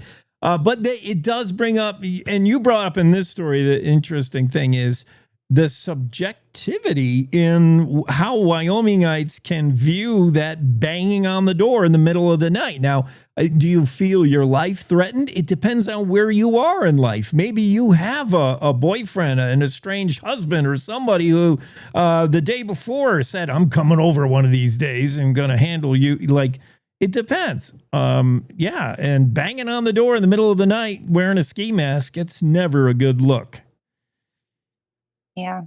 What else you been working on? We had this lawyer on who is representing this couple who is suing Teton County over the housing fees, the housing extraction. Oh, you had Austin on? What's his last name? Was it Austin Wiseman? Is that who you had on? There's a couple attorneys involved. I can't remember. It might have been his partner. We had one of them on, and he was talking about this whole case, and he's like, "Yeah, we took this case because we think this couple has a case. Over $24,000 they had to pay to Teton County for affordable housing mitigation. These fees, they just called it flat out extortion. They were just trying to do stuff on their own property, and did they have a point?" Well, they might have a point. A judge has ruled, the judge threw out the county's attempt to throw it out, right? What happened? Yeah. So when you are sued, you can basically tell the judge, like, the crap they're saying we did does not match the laws they're trying to invoke, right? Like, okay, or they didn't follow the law, like in the case you suing the government, like, oh, they didn't do this step by step that Wyoming requires when you want to sue the government. But and so you see that a lot, like they invoke the wrong law, or they, the laws don't match. And that's important, because you can't just go to court and say, that's a bad dude. You have to really show how they broke the law, or how you believe they broke the law, civil laws. Yeah. Like early on, a judge has to say, look, you're wasting everybody's time, or you're not. Yeah, exactly. And in this case, the judge was like, no. And so at this phase, there's mandate that the judge has to interpret the complaint, the original lawsuit, in the light most favorable to the plaintiff, and accepting as true, I think, is the language. So like, look, I'm going to assume that none of this is made up, and then I'm going to see whether that matches the laws you've invoked. At this phase, later on, that no longer applies. But at this early phase, it's like, okay, in this country, you should be able to get into court if you maybe have a case. And so it's very friendly to the plaintiff at this phase. But the judge was like, yeah, they've got a claim here at this phase. They've got something going on so far. Claire, I'm so appreciative that when we talk, occasionally you let slip in the light most favorable to the plaintiff and at the pleasure of the president, but you'll also slip in a few things when my eyes start glazing over, like, when you bring this crap to the court, that's what I'm like, now you're talking my language, girl. I can understand that. I realize the paradox. The girl who grew up reading Shakespeare on top of a pig shed. Yeah, I realize the paradox persists. Nothing about you makes sense. But when you're on this show, you do tend to dumb it down for radio, which I love because you're so book smart, court smart, savvy. You should be a lawyer. But we wouldn't wish that on somebody as nice as you. I've heard that a time or two. Thank you. Thanks, Claire.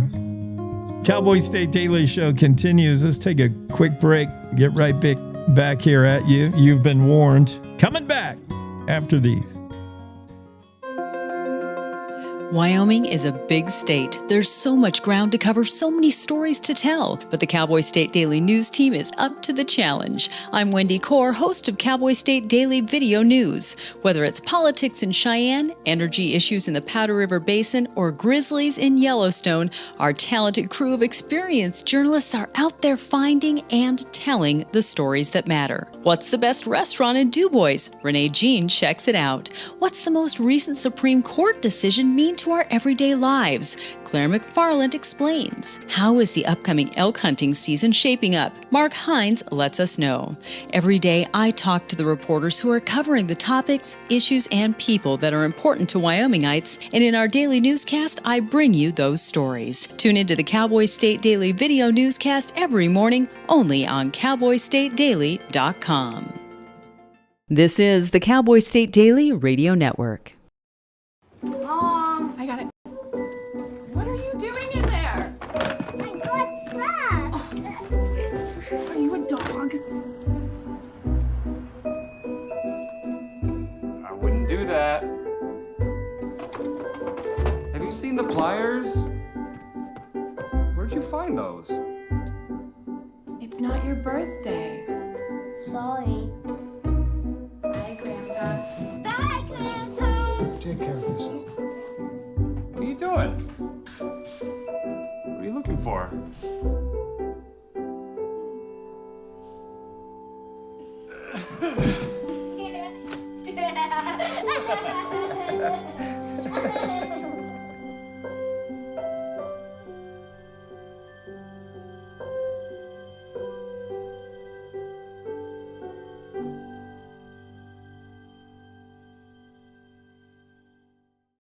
I don't think that many kids in my son's school even do it. He makes fun of his friend who vapes. He would never try it. She's into soccer. She's on the honor roll. She's just not the type. No way. No way. No way. No way. My kid would never vape. Get your head out of the cloud. Today, nearly 8,000 kids will start vaping. Maybe even yours. Learn about the dangers at talkaboutvaping.org. Life's daily battles are not meant to be fought alone.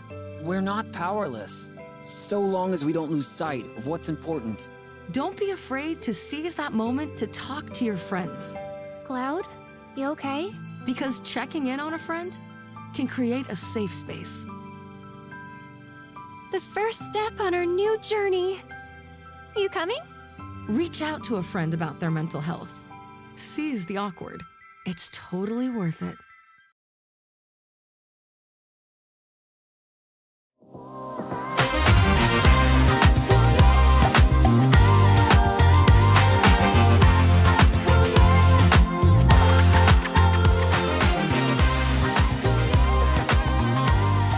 Cowboy State Daily Show coming at you from every angle. Maybe you enjoy us on terrestrial radio across the state of Wyoming. That's cool.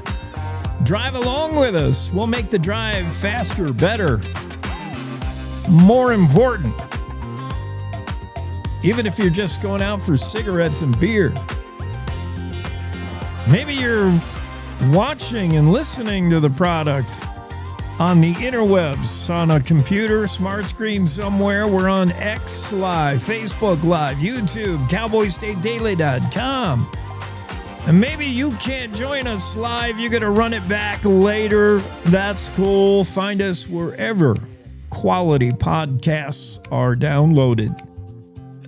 We're on the Apples. We're on, I don't even know. I don't do a lot in the podcast world, but I know we're on more than a dozen different podcast platforms. Laura is in the Zoom room. Laura, I'm thinking you're an hour early.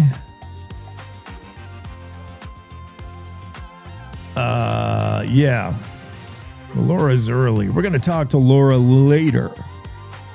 Right now, it's time for This Day in History. These things happened on this day. Let's go all the way back to September 17th, 1787. Think about where you were way back then. Think about that. Where the country was.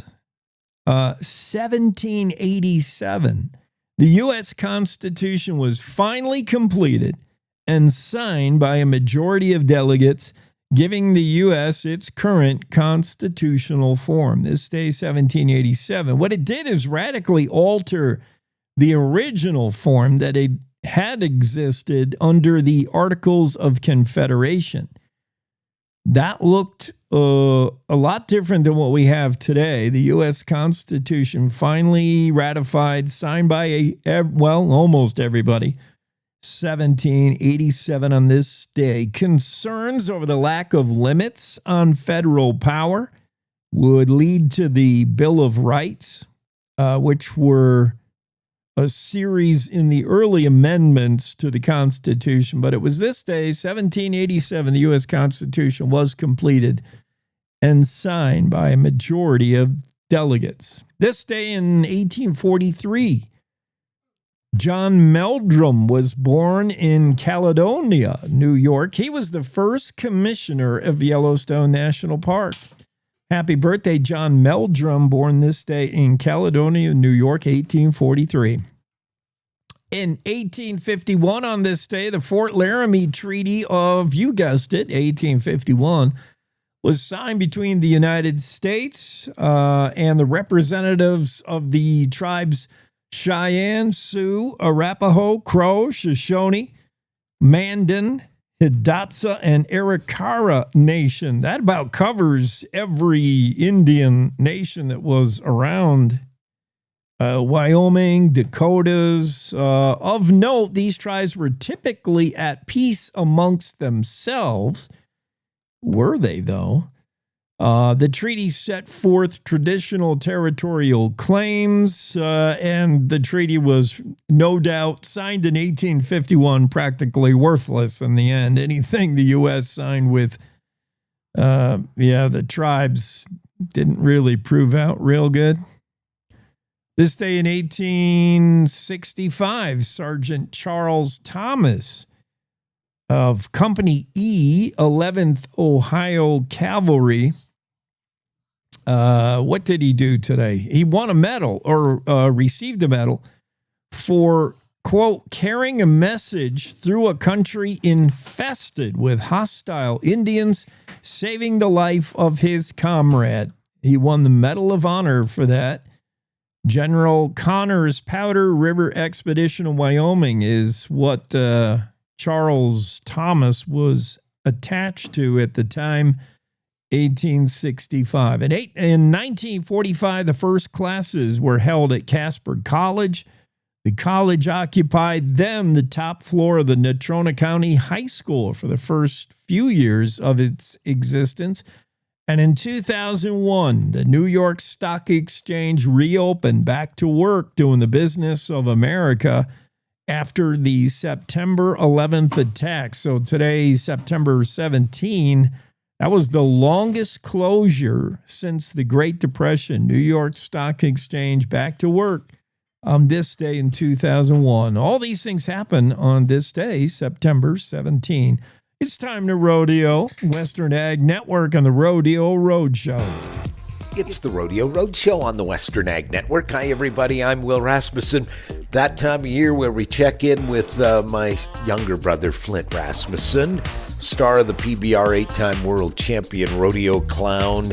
And right now, he is the senior vice president in charge of competition at the PBR. I asked him to talk about what I call the ivory towers of the PBR. Flint Rasmussen on the Roadshow, coming up next. Molson Coors would like to raise a cold Coors Banquet and a cold Coors Light to toast Colorado, Montana, and Wyoming barley growers, thank you for another successful harvest. Hi, this is Peter Coors. It's because of your hard work and dedication that Molson Coors is able to raise the high country barley that is the main ingredient to our iconic beers that so many people enjoy. So the next time any of you have a beer, thank a farmer, because without them, it would not be possible. Cattle producers, this Friday, September 19th, is Montana Livestock Auction's Cream of the Crop 2 sale, and they're expecting 2,000 head of yearlings and calves off cows. Already on the books, 40 head of mixed yearlings weighing 700 to 800 pounds, 72 head of Black Angus mixed calves with all their shots weighing 450 to 500 pounds, and 600 head of black steer calves, all shots weaned coming in at 700 pounds. Sale time is 9 a.m. To check out all the consignments, visit MontanaLivestockAuction.com. You know what's funny is I had some friends, a guy and his son, I won't say who they are, but they had some stuff going in Fort Worth and stopped in, and the kid is a bull rider and pretty good. All right, it was the Vasu boys from from the reservation in Montana. Of Montana, yeah. Yeah, and Bo, who rodeoed with my daughters in high school and stuff, really great kid, smart kid, got a really good job, graduated college recently. Anyway, walked in the PBR office, and I don't know if people realize PBR has like 140 full-time employees when you go across the board. And he walked in our big office and he said, "What the hell is everybody working on?"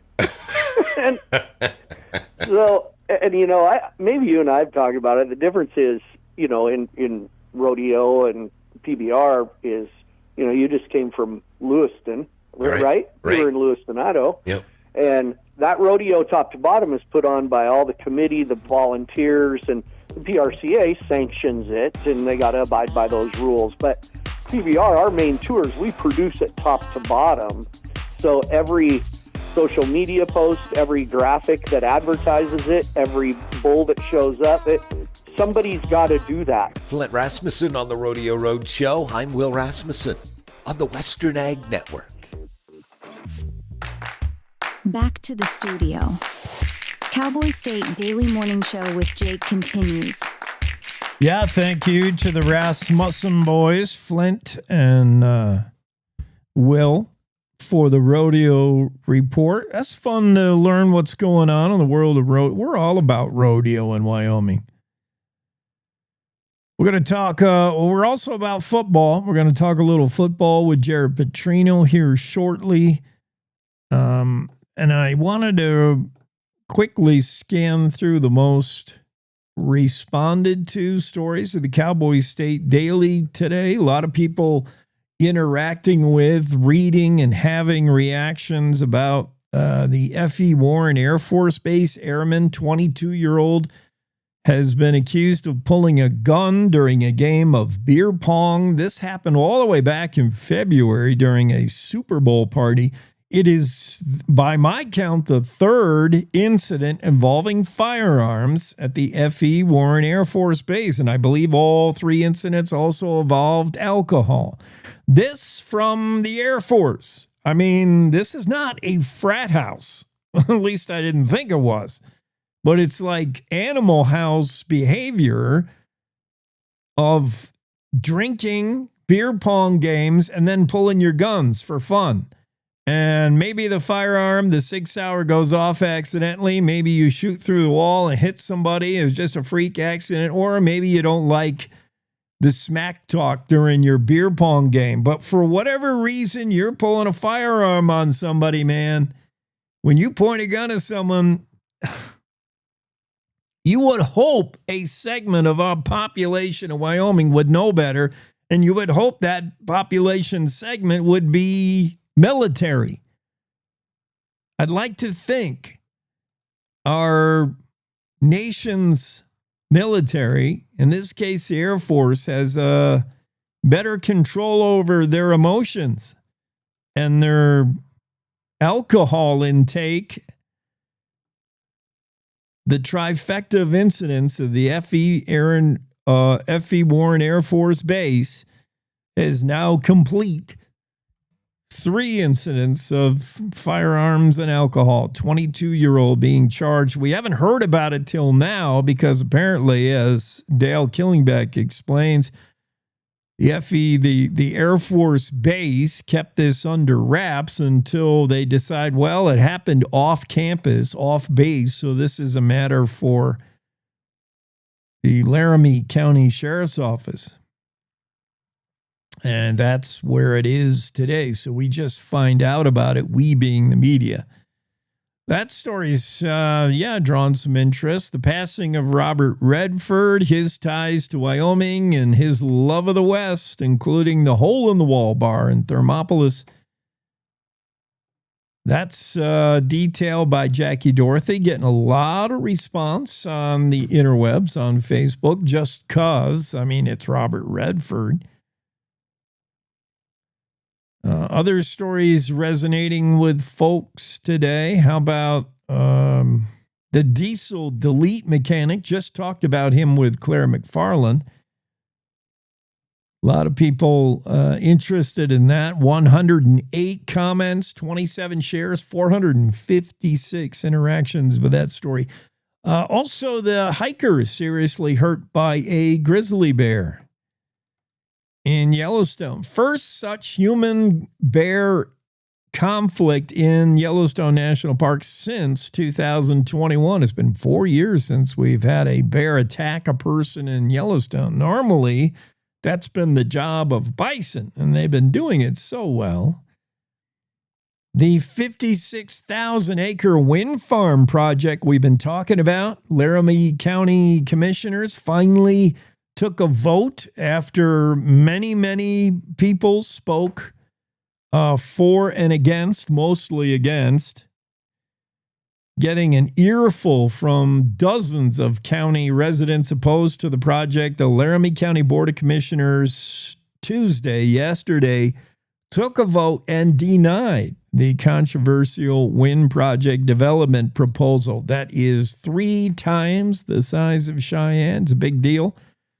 The vote went 3-1. We'll tell you who voted for, who voted against. But that story, with over 1,000 interactions on Facebook, 153 comments, 135 shares. That's a big story of the day, I would say. And that kind of wraps up the important stories of the day. We'll talk a little bit about how that vote went, the wind power project, when we come back. We'll take a quick break. Jared Petrino also going to join us. We'll talk a little bit of UW sports as well. Cowboy State Daily Radio Network. The Seroptimists of Cody are inviting you to join them for their 17th annual Run for Hope, Saturday, October 4th. This 5K, 10K chip timed walk and run starts at the Rec Center at 9:30 a.m. with a kids race at 9. Proceeds support the Laney Cole Memorial Women's Cancer Fund. You can register for $35 in advance, $40 the day of the race. The register deadline is September 19th to receive a free t-shirt. Discounted kids and student rates are available. You can register at Sunlight Sports in downtown Cody or online at runsignup.com. You're listening to the Cowboy State Daily Radio Network. Who can you turn to for news you can trust? Your local TV and radio broadcasters. You trust us to keep you safe during times of crisis and to deliver the weather, sports, and entertainment you rely on every day. We bring you the facts you need to make decisions that matter. And as misinformation floods social media, you can trust your local stations to deliver the truth. Text TV to 52886 and tell Congress you rely on your local stations for trusted news.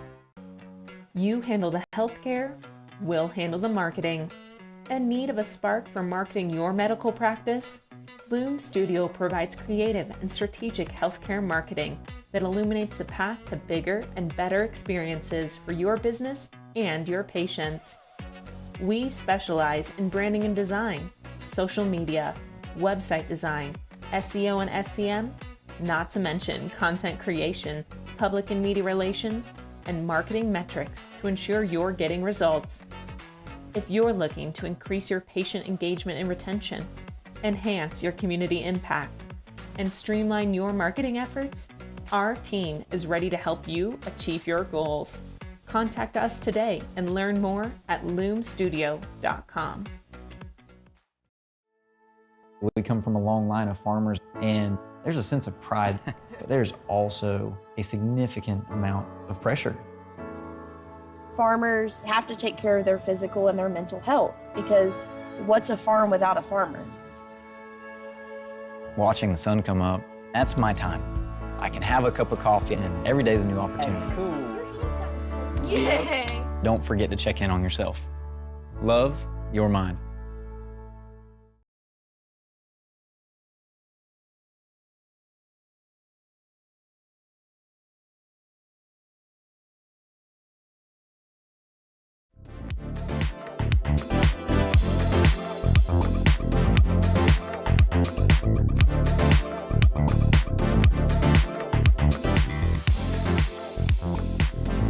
Well, they did it, boys. They lit the house.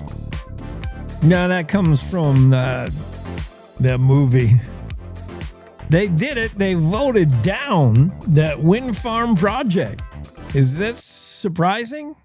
I don't know. Sometimes I'm surprised when electeds actually do the will of the majority of people, like listen to their constituents.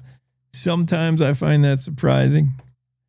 Maybe it's my jaded experience in Teton County where everybody says we don't need or want this big mega hotel, and the whatever governing board says approved, thinking only of the sales tax revenue, obviously.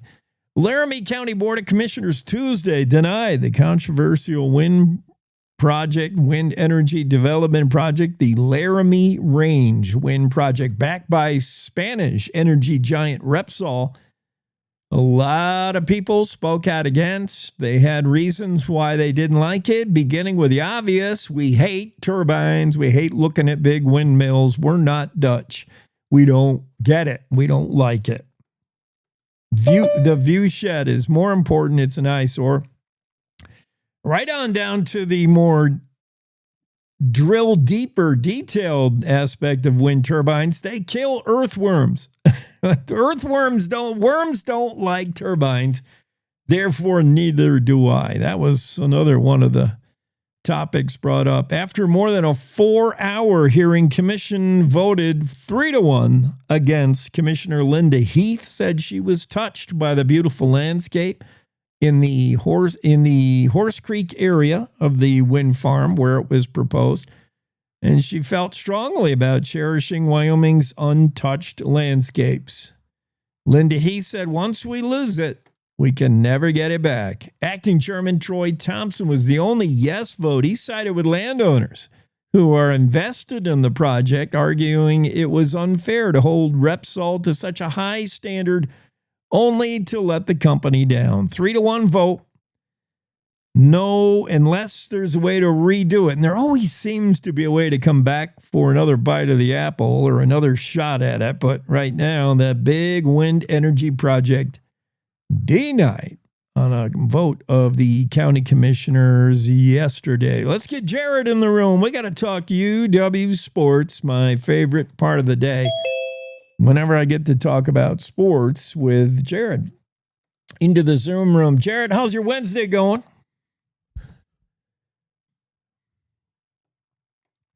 You don't hear me? I don't hear you. Just push some more buttons over there or slap that computer around a little bit. That's what I find usually works. How about now? Yeah, there you go. Got it? Now you got her. All right. You're a little bit of sputtering audio, just like the offense last week. Oh, my goodness. I didn't see the game, so Jared, help me. Saturdays until another month, I am DJing weddings every Saturday, so forget it. I can't. But I was checking in periodically, and I was so proud of the team and especially our defense. I'm like, what? 3-0 at the half? The defense made stand after stand, and I was really proud of the defense last week. against Utah. And whenever you've got a defense playing out of its mind, you can only do that for so long if you don't get help on the other side of the ball. And the offense just, it's like a pitcher. He's throwing a perfect game, or he's, and he gets no offensive help. Sooner or later, you start to just break down. What happened? It was the defense. The final score doesn't reflect it, but that defense was really good for most of the game. Yeah, it was a heck of an effort by the defense, no doubt about it. And I think offensively, they had some signs where they moved the ball, but then they would just, one little thing would shoot them in the foot, whether it's a penalty or a sack or something that would just get them, behind the sticks a little bit, and it would be a huge effect on it. And and to be honest with you, everyone was asking about that, but Utah's defense is really, really good. Let's also say that. I mean, they're big. They're fast. They challenge you on all three levels: D-line, linebackers, and their secondary. But the Pokes did have their chances. There's no doubt about it to do some things, especially in the first half there. But against a team like that, you can't miss on those opportunities. And we had to play a couple of those shots that they had that they missed on. You can't miss against in a game like that. So, but yeah, it was they protected, they held the ball for a little bit. They protected the defense. The defense, and like you said, for the defense to get back to, you never got Utah uncomfortable on offense. They could just sit there and run the ball, and eventually they were going to wear us out because of their size and their athleticism. Yeah, and again, not having seen it, I just got to go by stats and the tail of the tape, and I was surprised to see time of possession was fairly even. I thought it'd be way more lopsided. But the big indicator to me was, despite being 2 for 2 in fourth down conversions, third down was problematic for the Pokes. And it has been for a while. I think they were like 3 of 12 or something. Too many times this team gets into third and longs where the pass is coming, and that's a problem. I don't know, maybe throw more on first down. It can't be run, pass all the time. They got to take some shots and just scare other teams. Like, maybe we will take some shots. Caden, let it loose, man. First down, take a shot. I don't know. That's my idea. What do you think, Jared? Yeah, I don't disagree with that. I think that there's opportune times. I think that the one play that Coach Savell talks about is the sack fumble that was in the first half. They have him dialed up, and they actually had the receiver, had a step on the DB, and if Caden's able to get that off, he could possibly throw a touchdown. Unfortunately, the tackle gets beat, and he's able to strip sack him, and then we lose the football. Now, the defense is able to get a stop off of that, which is huge, but at the same time, it's just. Those are unfortunately, we didn't take advantage. Like I said earlier, we didn't take advantage of those opportune times where we had those chances to make a big play and get some points on the board early on in that game. Well, the scene once again in Laramie, how was it? The players talked about it, coach talked about it, fans came out. The scene was great as always. Yeah, it was. Especially it kind of felt like a true fall football. It was a little bit overcast, cloudy. A little bit of chill in the air, so it was a great setting. 6:00 at night, a really good crowd, and yeah, it was a good show. Obviously, everyone was excited at halftime where we're at, and we were getting the ball coming out of halftime. So you're hoping, okay, we get the ball out of half, we can get a stop right here, and get this thing rolling. But unfortunately, and then like Coach said, it was 10-0. With 3, I think it was with 5 minutes left in the third quarter. It's 10-0, and they have them in 3rd and 21, and they have a breakdown in coverage, and they convert and they end up scoring a touchdown there. If we get off the field, it's still 10-0. So, it's just those things. When you play a good team like that, you can't have those mistakes. And unfortunately, that's what happened on Saturday night, and it ended up costing them in the long run. So yeah. Well, you got to play a full football game, but for 3/4 of this, things looked encouraging for Wyoming fans. We got another running back, could be true freshman Toad Harris looked good. Yeah, he did. It was fun to see, and he did a lot of good things. I think he was Mountain West Freshman of the Week. So yeah, he did some really good things. It wasn't a, I don't know if it was a Sam Scott day for how fast they were on defense. But Toad did a great job of making explosive plays, and they got him going. And I think he had over 100, almost 130 yards of offense, catching and running. So. Yeah, it was nice to see a new weapon out of the backfield for sure. And you can tell that he fit out there. And Utah had some trouble, getting him to the ground or catching up to him. So that was good to see. The numbers aren't going to reflect it, but again, that defense was good, and that was a little bit of a question mark coming into the season. Nickelback Desmond Hearns had a great game. I love this. It seems to me like a kind of a no-name defense where you don't really know who any of these guys are, but they all combine to do their job, man. Tackle when the tackle is there, do your job, fill your gap, and they're doing it. Yeah, absolutely. And I've said this to a couple people, from last year when you saw a ball carrier on the opposite team kind of get out in space, you're like, oh no, here we go. But now that happens and you're like, oh no. And then all of a sudden there's a couple jerseys catching up right there. And you're thinking that's like a 7 or 8 yard gain still, but then they put the sticks down and there's only a 2 yard gain. And, they're running, they're playing, they're playing together, and it's fun to watch, and they're doing a great job of communicating out there.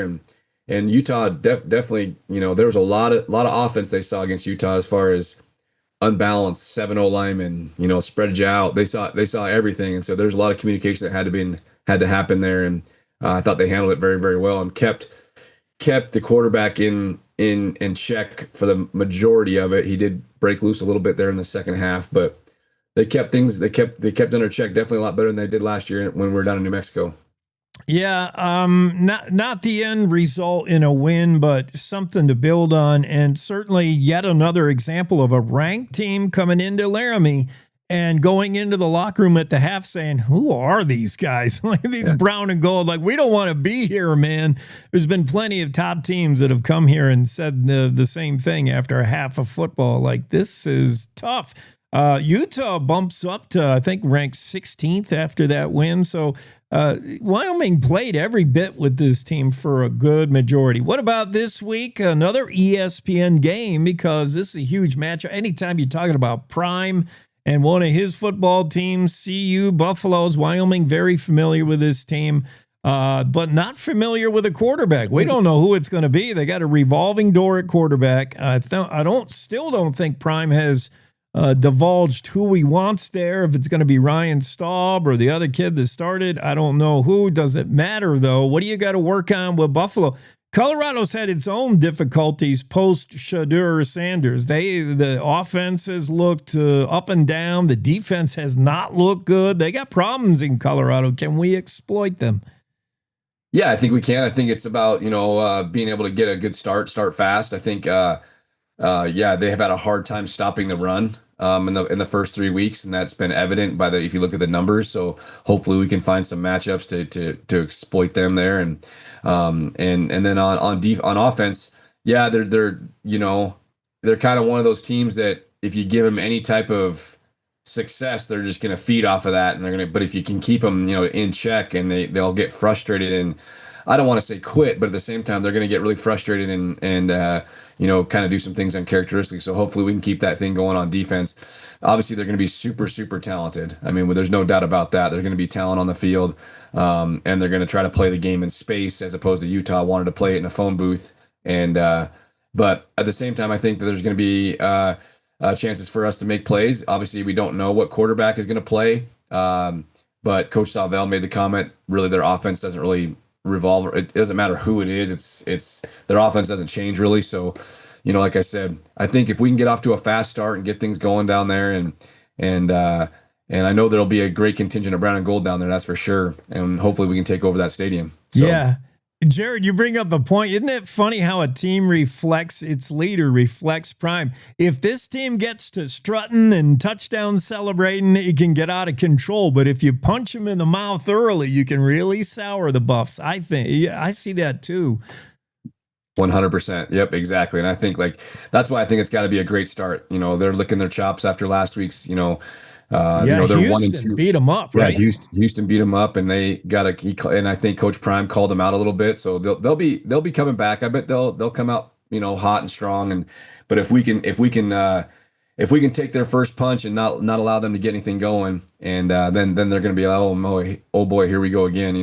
So hopefully that's what we can do, and then they struggled versus an FCS opponent in week 2. And so again, there's going to be opportunities for us. And I think that with this team going down there with some confidence, hopefully they're able to.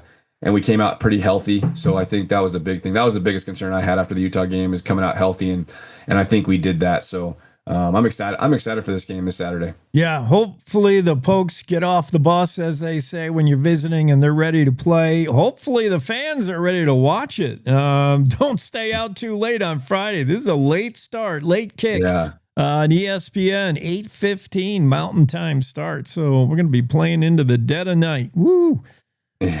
Yeah, absolutely. So take your naps, take a nap and get yourself up. And like I said, and then if you guys are anyone going down there, hopefully you can get that stadium turned brown and gold instead of black and gold. So let's do that. And then shout out to our Cowgirls soccer program. They're off to the best start in the program history, 5-1-1, including that big win over Georgia. They're on the road. And let's be thinking about them. Let's be watching that game if you can. Cowgirls soccer looking good. Yeah, absolutely. Yeah, that's a great start for them. Now they're probably wrapping up non-conference play and getting into conference play here pretty soon. So it's a great start for them, and hopefully they can carry it into the Mountain West season. That's football too. It's just the other football, as the Euros say. But yeah. All right, Jared, thank you so much for popping on. Appreciate it. Yeah, absolutely. Thanks, Jake. Have a great Wednesday. Cowboy State Daily Show with Jake continues. Yeah, big game this weekend. Cowboys, Buffs, Pokes, Buffs. An old familiar opponent, CU, with a new guy at the helm, Prime. I'm a little surprised Prime is still there after his kids moved on, Shadur Sanders. But yeah, he's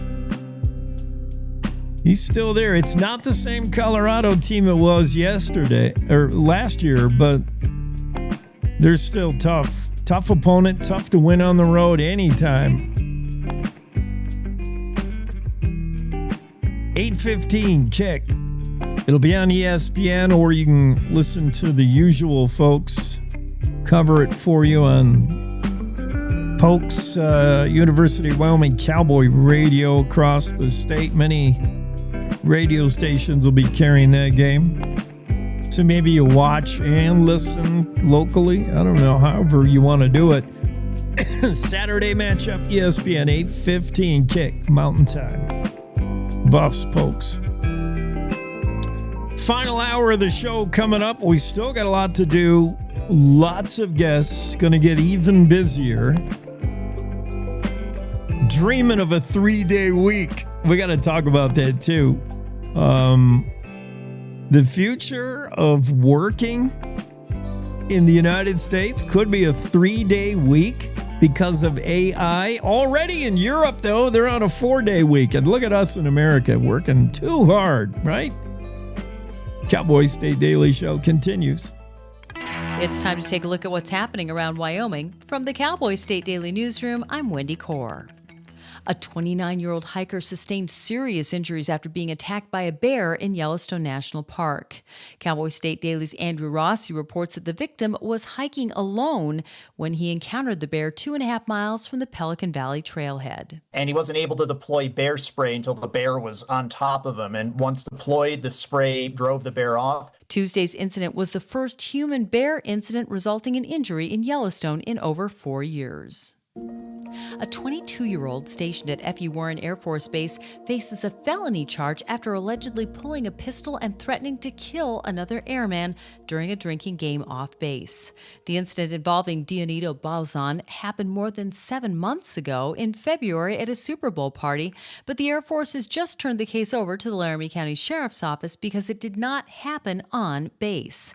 Cowboy State Daily's Dale Killingbeck reports that the altercation was sparked, according to court documents, by another person telling Bauzon that he looked like, quote, Diego off of Dora the Explorer. All we understand is there was a bunch of airmen playing beer pong, and apparently someone started doing a little bit of trash talking. Apparently someone said something about him resembling a character in a cartoon show, and so he pulled a pistol and put the laser on another airman's chest and then threatened to kill everybody in the room. Bauzon faces a charge of aggravated assault and battery. Campbell County commissioners are considering a ballot resolution asking people to vote on whether storage of nuclear waste should be allowed in the county. Cowboy State Daily's David Madison reports that the potential for building small nuclear reactors in the county has sparked heated community debate over whether to allow spent nuclear fuel to come back to the area. It's gotten people upset with each other on the commission. I think that was clear in the debate back and forth, but they seem to work things out as they talk through whether to put forth a resolution that says yes or no, Campbell County wants to be in the nuclear waste business. That's not something a lot of communities have gone out of their way to say in the United States, and that's why we still don't have a permanent repository for atomic waste. Whether to put a potential ban on nuclear waste to voters also was debated by county commissioners Tuesday, who could decide on the resolution next month. The carcass of a buck pronghorn, apparently killed and stashed by a mountain lion, made for a gruesome discovery near the Thermopolis golf course on Sunday.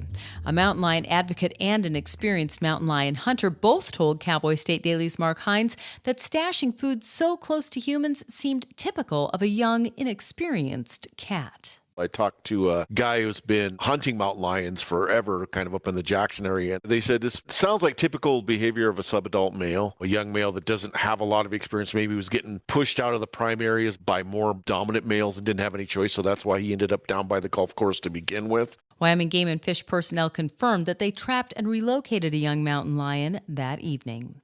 I'll be back with more news right after this. Casper Medical Imaging and Outpatient Radiology meet all your imaging needs with 2 convenient locations in Casper. Whether you need a mammogram, CT, ultrasound, MRI, or DEXA scan, your image is always our focus. Visit our East Campus at 6600 East 2nd or our main campus at 419 South Washington, and let us help you find the answers you need through high-quality imaging and compassionate care close to home. See what we can do for you at caspermedicalimaging.net/services.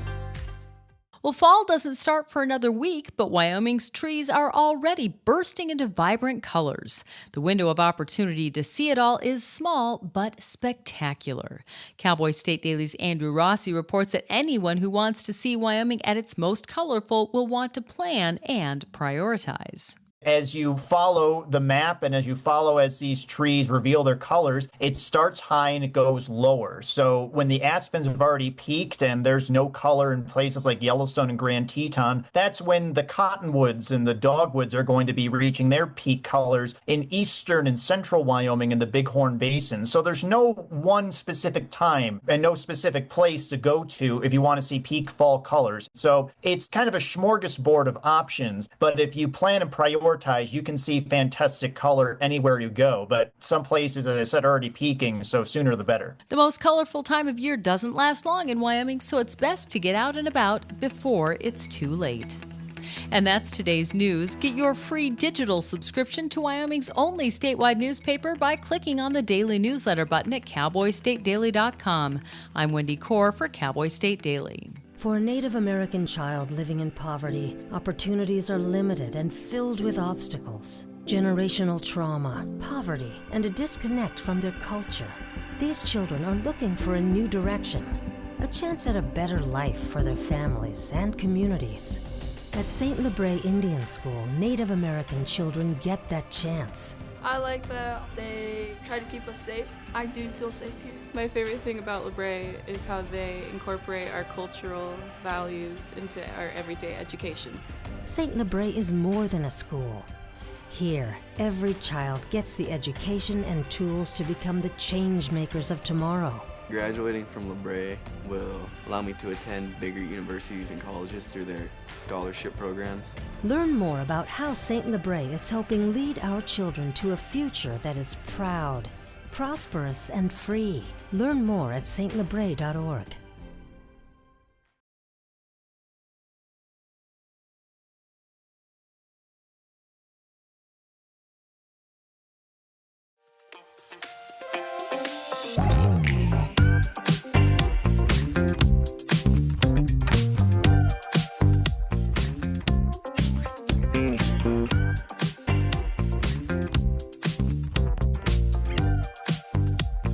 A good Wednesday to you. This would be the weekend. This would be the start of the weekend Wednesday, if only Cowboy State Daily Show with Jake on a Wednesday. This story from Fortune magazine. Zoom's CEO agrees with Bill Gates, Jensen Huang, and Jamie Dimon all think a 3-day work week is coming soon, thanks to AI, artificial intelligence. The one positive over AI when it takes all our jobs is it'll take our jobs. What's the worry? What's the fear? Who wants the job anyway? You can take this job and have AI shove it. We work too hard anyway, right? The millennials, they got it right. We were talking about millennials because we talked with Charlie Wells early this morning, the author of a book you gotta read. It just came out yesterday, so you're excused if you haven't read it yet. If it's not on your fall 2025 list of books to read, I get it. Just came out. Charlie Wells, who writes for Bloomberg News, he's also written for Wall Street Journal. Charlie's new book just came out is Millennials. What happened to millennials in defense of a generation? The millennial generation is the one that's blamed for all our problems, basically. It was the millennials that gave us selfies. They're so self-absorbed, this generation, generally speaking. They're also been targeted. They've been accused of being basically lazy, not selfish, lazy, weak, immature. Those are the taglines for millennials. Sorry, I'm not the one saying this. That's what they say. That's how this generation is defined, the generation of millennials. Born 1981 to 1996-ish. So if you're in that span, the positives are they are tech savvy. I mean, this is the group that grew up with the age of the computer, the cell phone. They get it. They're super tech savvy. They're book smart. They're smarter than us. They're smart enough to know that it's fun first, work later. That's their attitude when it comes to the job. If you ever tried to hire a millennial, you know this. Their own personal fun comes before your job, before this gig. And that's kind of how they operate. So why is that so important? Charlie Wells said, well, watch out. This is now the generation that's the predominant generation. They're coming into their own. Gen X is in power now, but not for long. Gen X is fading away. Gen Z is in the limelight. But watch out, these millennials, as they approach midlife, they're entering an era of leadership in both business, politics, culture. It's the millennials who are going to be influencing everything here pretty soon, if they aren't already. Millennials on the rise. So this book's super important that Charlie wrote. And it's the millennials, I'm convinced, that are going to help us into this 3-day work week era. If anyone was going to give us a 3-day work week, the millennials will deliver. You watch. This is a Peter Pan bunch of kids that just never grew up, don't want to grow up, don't want to get married. They're delaying marriage. They're delaying having kids. This is that generation that just to make their Starbucks order takes about 10 minutes. That's why the Starbucks line is out the door and barely moving. It's millennials with their discretionary spending habits. They don't put, boomers like me, the boomer generation, if we had an extra $1, we squirreled it away. We saved it for a rainy day. if millennials have an extra dollar, they're buying avocado toast and they're ordering a Starbucks order of something complicated. Here's the boomer ahead of you. The boomer in line at Starbucks meets the millennial barista, if you can find one that still has the job, and says, "I'll have a coffee." What size? Big. I'll have a large coffee. That's the boomer order at Starbucks. Millennial order at Starbucks, I'll have the Venti iced Americano with 5 shots of decaf and almond milk, extra ice, 8 honeys, 7 matchas, a double blended, double cupped, please. I don't want to feel it so hot or cold. Double cupped, and split it into 3 cups because I'm buying from my friends. Oh, my Lord. And the barista thinks nothing of it because the barista is also a millennial. They get it. They get it takes you 8 minutes just to make the order and about 18 minutes to get the order completed. Millennials. But millennials may bring us this 3-day work week, which could be good. Even though all of Europe has already shaved the day off the work week, they're on a weekend by the time it hits tomorrow, Thursday. They take Fridays off in some of the more enlightened countries in the world. Most of Europe is on the 4-day work week. And I mean, it's a law. It's the law of the land, 4-day work week in the UK. Where there was just a country that approved a 4-day work week, 32-hour week the other day. I think it was the Netherlands. I'm not sure, but here are the countries already doing the 4-day work week. Belgium, Iceland. Does Iceland even have a work week? What do they do in Iceland? They chop in blocks of ice to export it to countries that need to cool their drinks off.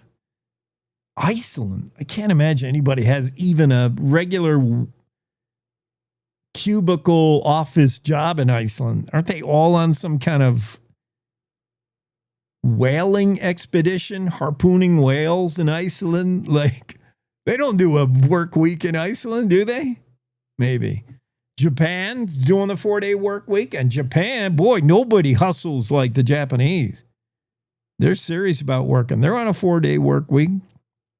Spain's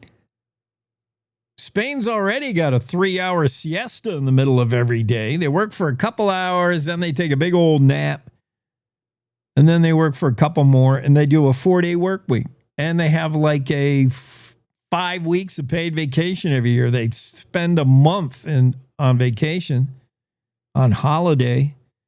The United Kingdom, France, when they're not stomping on grapes, they don't stomp on grapes on Friday. They have a 4-day work week, 3-day weekend. They got it right in France. That's what I'm talking about.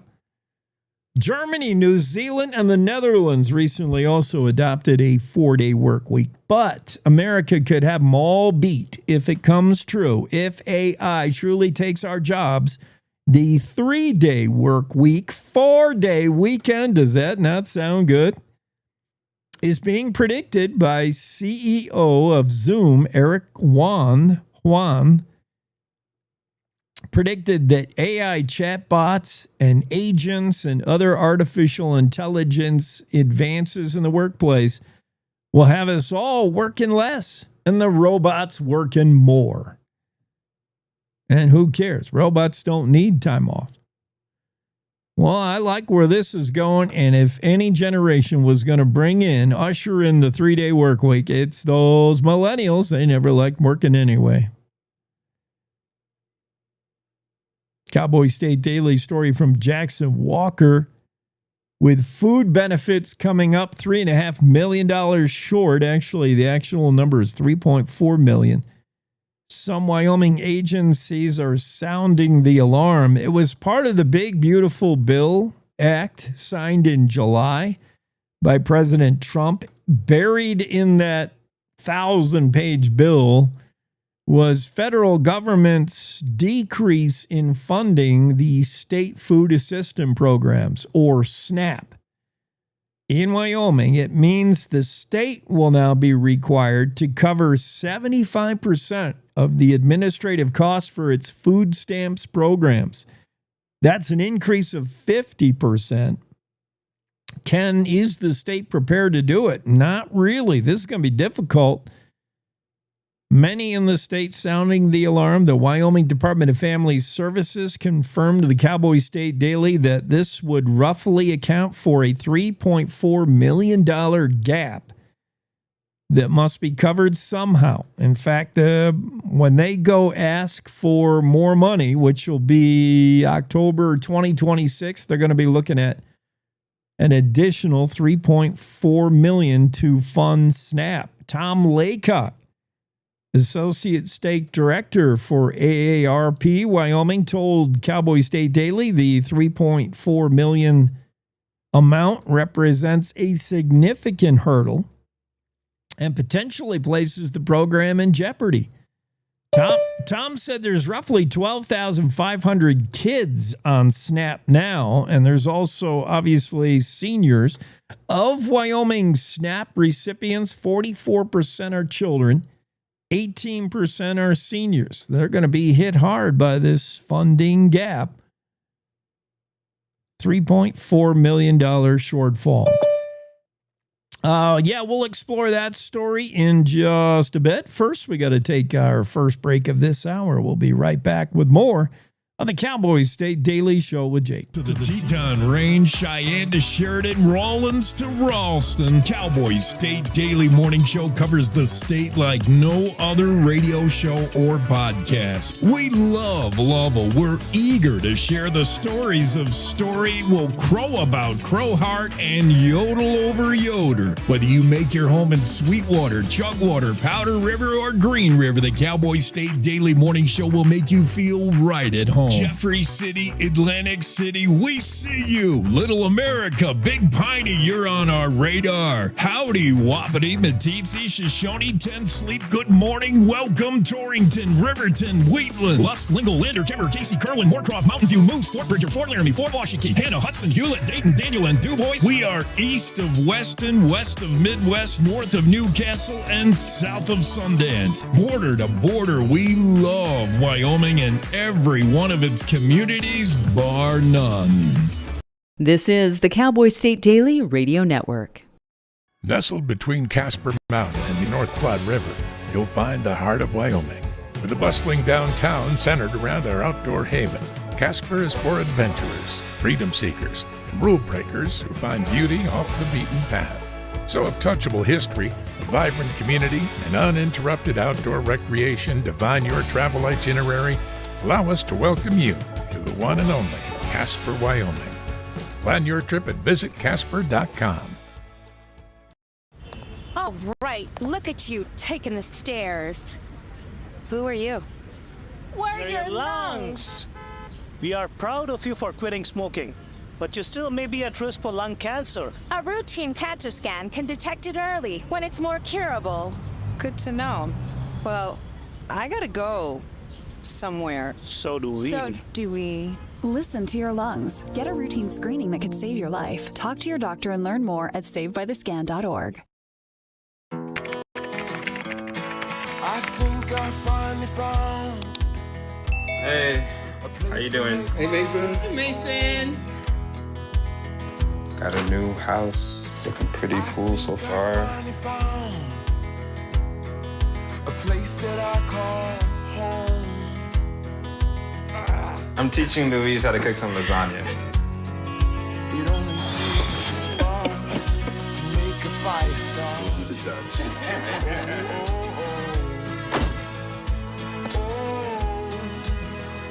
Thank you. Study, please.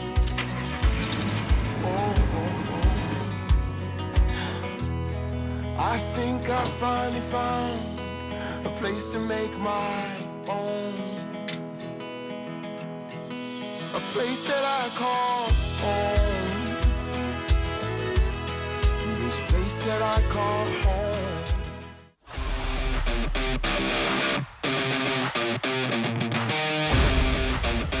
Cowboy State Daily Show rolling along on a Wednesday, and we get Morgan in here, even though the nomenclature on our Zoom says Marcus. I won't ask. Morgan. It's my husband. Okay, I would have guessed that.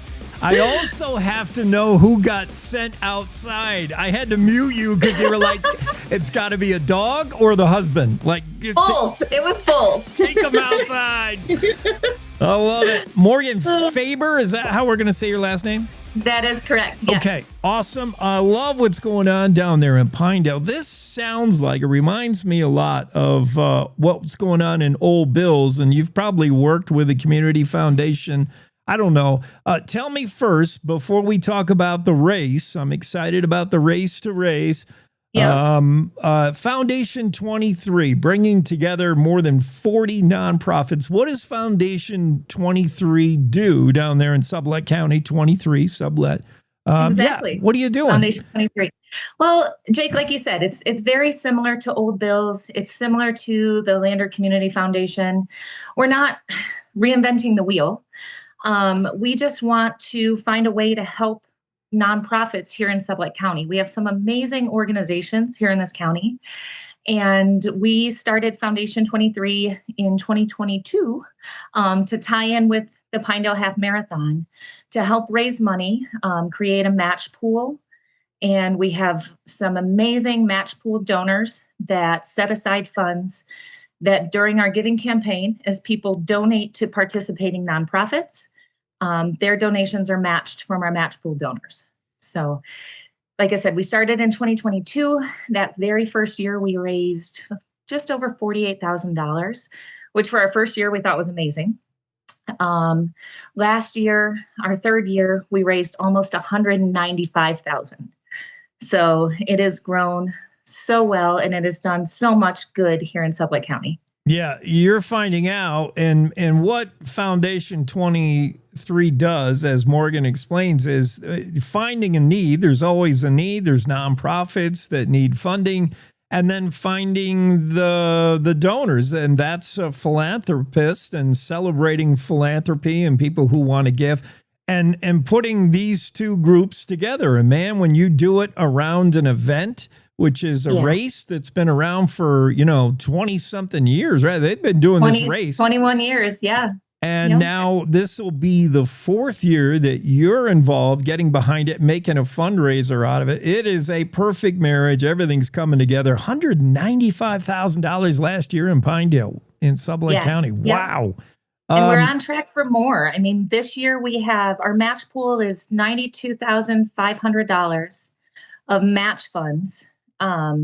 Largely in part, and I do want to kind of give a quick shout out to some of our larger donors. Ken and Julie Kunacek this year donated $25,000 to our match pool. That's amazing. Wonderful supporters here in Sublette County.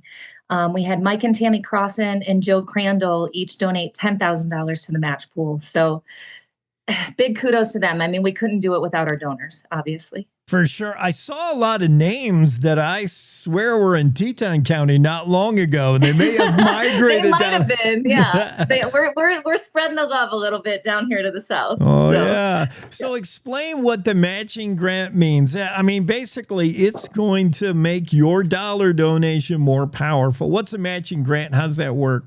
Exactly. So if someone donates to one of the 42 participating nonprofits, their donation is proportionately matched. So it's not dollar per dollar. So it's a proportionate match based on the total funds donated. And then each nonprofit can receive up to $5,000 in matching funds. And we do set a cap on that because we want to make sure that each nonprofit, from the largest to the smallest, gets a fair amount on those match funds. Morgan, let's highlight who is benefiting. Tell some real stories. I want to share. We were just talking about this story about SNAP and how the food program in Wyoming is being threatened by federal money being reduced. Without free and reduced price school lunches in the summer, it's been the Pinedale Community Summer Lunch Program that's stepped up. They need funding. They've benefited from this. How about Happy Endings animal rescue. I love happy endings. Happy endings is my dog, who I forced to go outside. Yes, is a happy endings dog. I love their efforts. 114 dogs and cats surrendered or found as strays in Sublette County in 2024 alone. They've benefited. Absolutely. And Tip Top Search and Rescue, the pride of the state. I mean, Teton County Search and Rescue, we love to brag on them, but Tip Top is Tip Top, man. Is the Tip Top, yeah. I love it. These are worthwhile nonprofits in Sublette County that are benefiting from this big race to race. Absolutely. And in a rural county, those nonprofits need all of the extra help that they can get. So we're so proud of this organization. We're so proud of our community for everything that they do to donate and support these organizations. I have a cat here. Well, he's sleeping quiet. We're going to be quiet because if he wakes up, he's going to have to go out. Okay. He also came from down there. I just pieced together his background. He's a feral barn cat that walked over one day from the nearby ranch, which is like a half-mile away, and adopted us. But that's how it works. Yeah, I know. Cats, isn't that so funny? You've seen the meme where like your designer dog, you waited 3 years for it to be born. You paid like 5 figures. Your cat, you found in the garbage one day. Like all of a sudden there he was. I know. It works that way. I pieced together his background, his history, and he was adopted out of happy endings for this ranch to be a barn cat. Now, he decided that occupation didn't suit him. he wants more regular meals, but I love it. Happy endings, indeed. What's so this race, we're a few weeks away now. October, when is it? No, it's this weekend. Oh, crap. This weekend. Let's Sign get up going. now. All right, we gotta everybody sign up. We gotta get going. So it's this Saturday. Yeah. And you can actually sign up now online. It's go to foundation23.org. Yeah. But you can actually even sign up the day of the race. So we do allow that as well. We have a half marathon. There's a 10K, a 5K, and a 1 mile fun run. The 1 mile fun run is free. And it truly is, it's fun. Kids are out on their bikes and people are running with strollers, and that's definitely a fun event. The races themselves, the half marathon and the 10K, are along the banks of Fremont Lake. It's beautiful. The 10K is mostly downhill. I don't think it gets much better than that. I like that. Up. I know, you get bussed up to the overlook and then run kind of down along the lake and then run into town.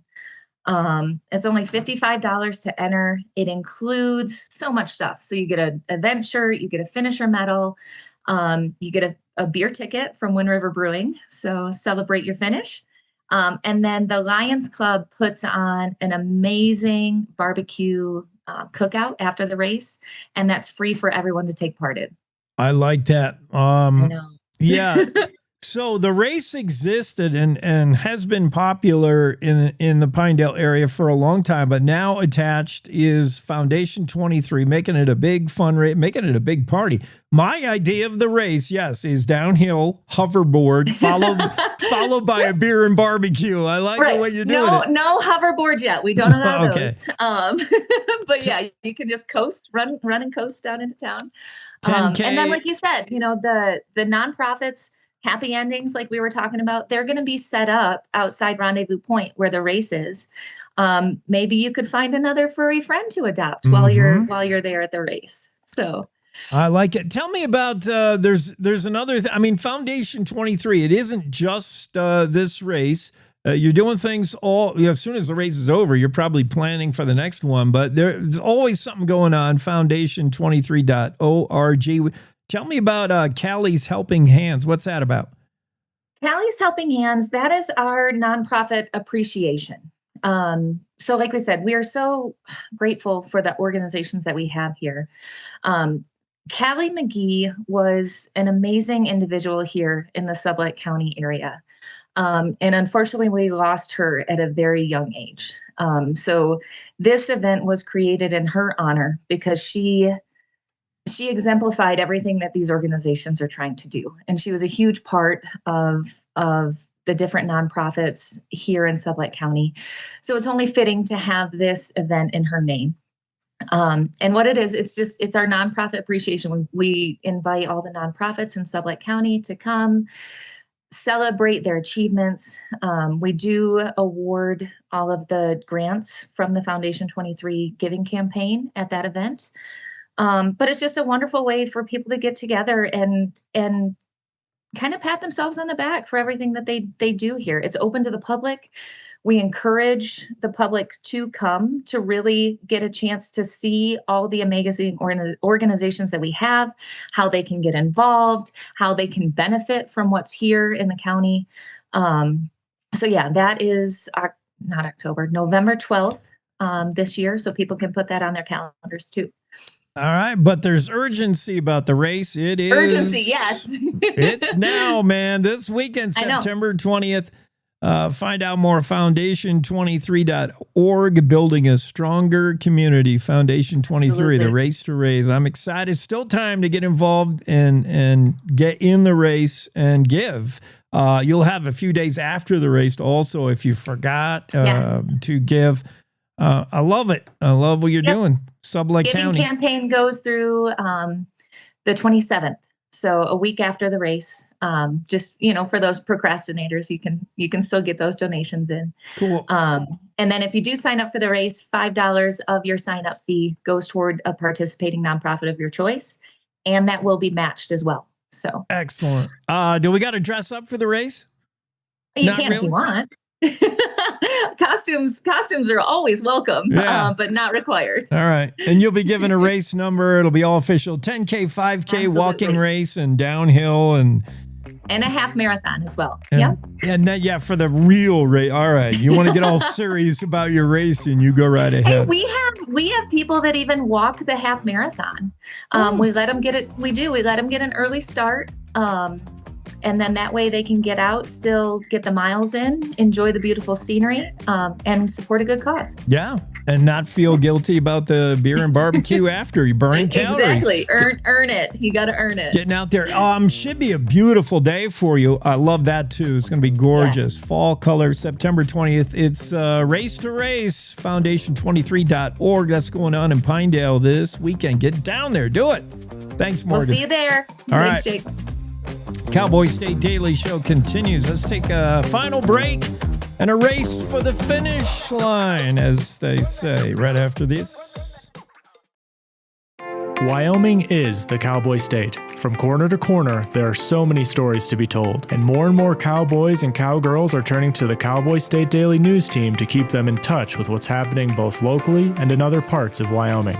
I'm Riley Strand, videographer and production assistant for Cowboy State Daily Video News. We're proud to bring the most important stories to our viewers every day. The stories that start conversations, the stories that make us laugh, the stories that make us think. Our experienced journalists at Cowboy State Daily are crisscrossing the state every day, talking to those who know the news best. Every day, host Wendy Core and I talk to the reporters who are covering the topics, issues, and people that are important to Wyomingites. And in our daily newscast, we bring you those stories.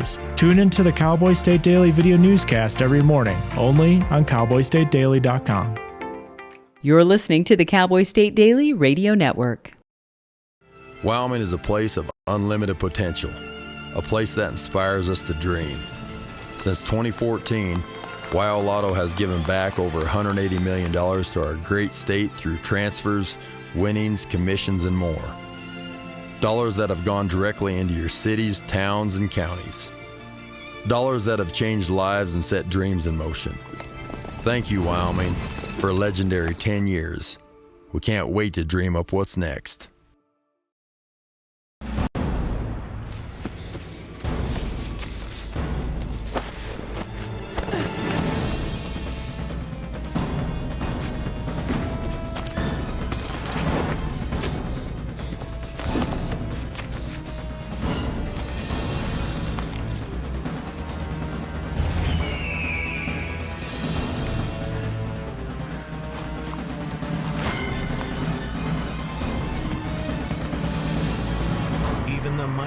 Might not see it coming. It's prediabetes, and it captures 1 in 3 adults. You may not even know you have it, but you can escape. Take the 1-minute pre-diabetes risk test to know where you stand. With early diagnosis, you can change the outcome and prevent or delay type 2 diabetes. Be your own hero on smartphones everywhere at doihaveprediabetes.org. I wanted to talk with you and your mom today, Lily, because of some of the changes your friends and teachers have seen in you lately. And along with the incident the other day, you were with Derek when he was caught selling marijuana. Yeah, he was selling it. Honey, we know. But we care about you and want to know what's going on. That's right. We'd like to understand it better and see how we might help. And if weed is a part of it, we want to make sure you know about the negative consequences for someone your age. So, can we talk? Talk. They hear you.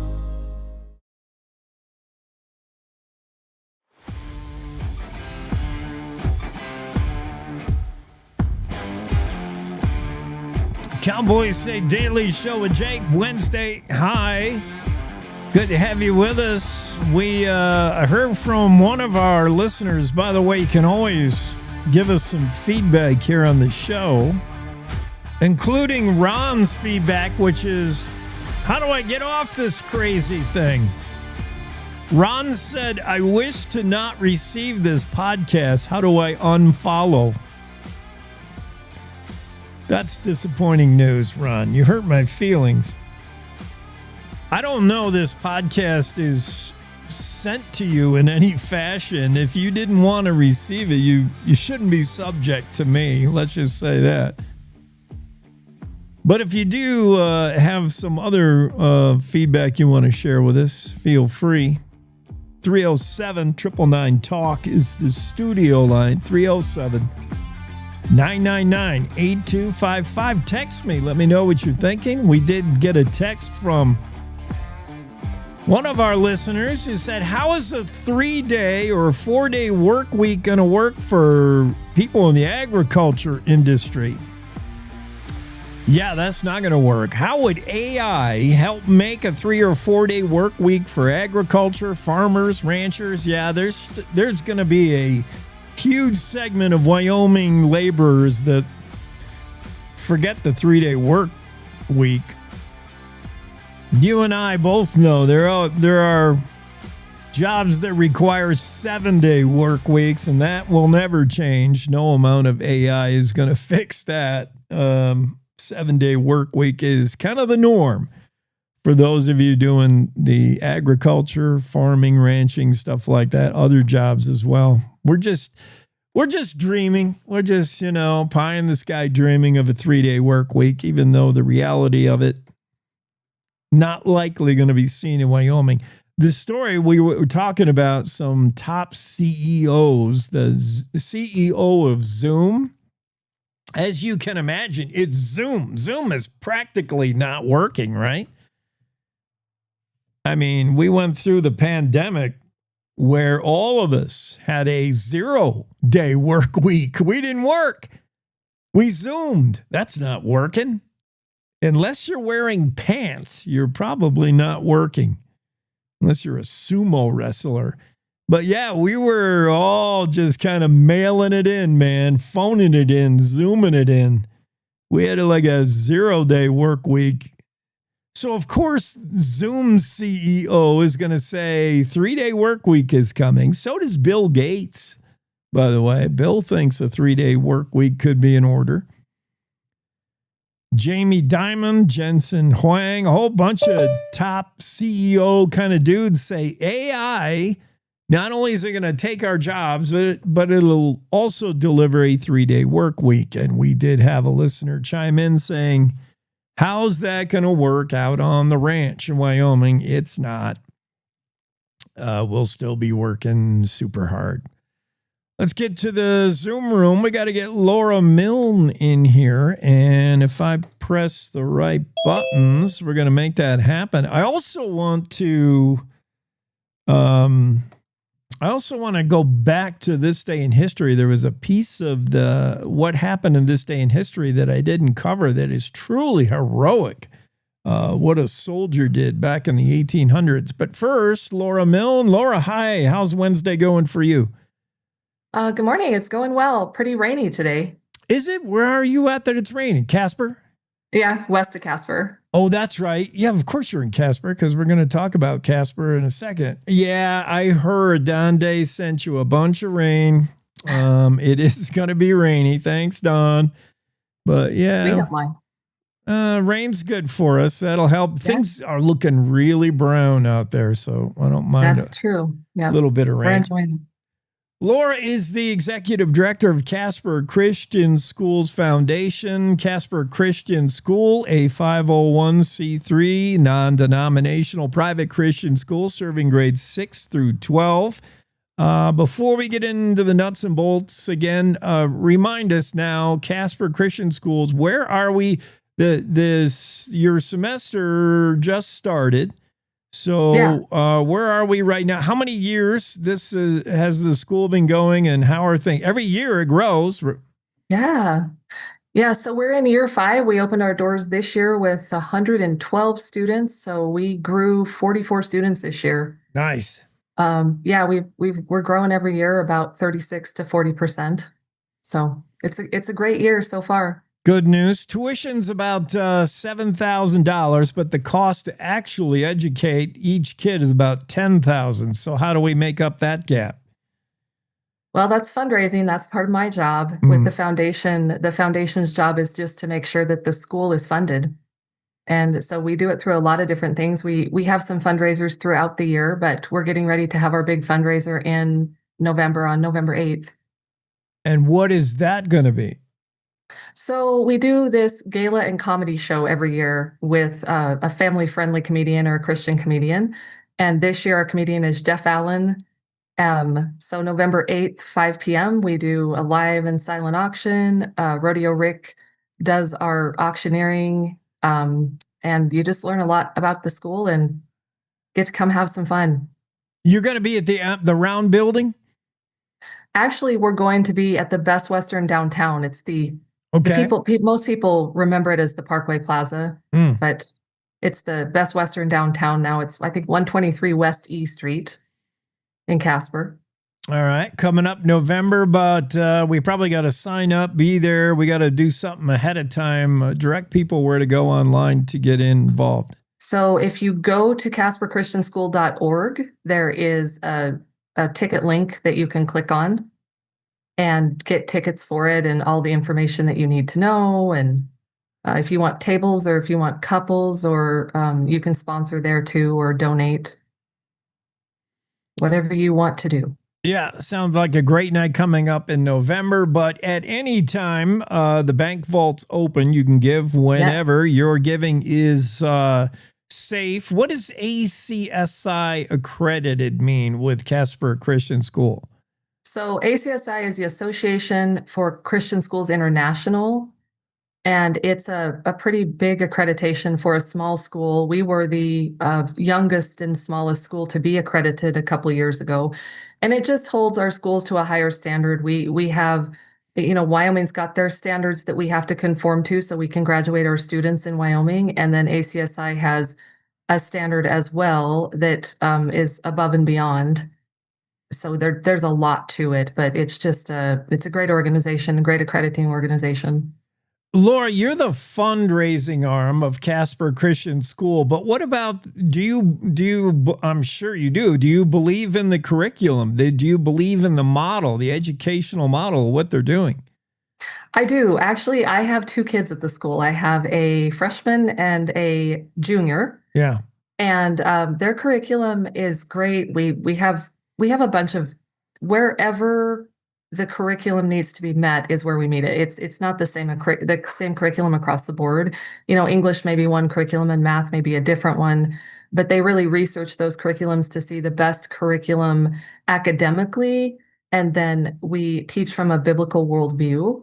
So we are trying to merge those two and make both of them excellent. So we're creating students that go out into the world and are able to, talk about Christ and disciple. Or maybe go out into the world and talk about anything, just use their words. So many kids, I don't want to make this about troubled kids, but Laura, kids today, it starts early. It starts with education, putting them in a school where, they can get some good grounded stuff, a good base for them. Steamboat Scholarship Act, HB 199, that passed. What does that mean for you, for the school? Well, I mean, it passed, but then it was stopped. Yeah. There's a lot of things going on with that right now. And we thought maybe that would slow us down and people would withdraw kids, because we did have people that applied thinking they were going to get that. Yeah. And they didn't, obviously. And that's on hold right now. We don't know really what's going to happen with it. We still have people championing that. And there's a couple other things coming up, coming through the administration. But right now, it didn't slow us down, is my point. It didn't slow those parents down.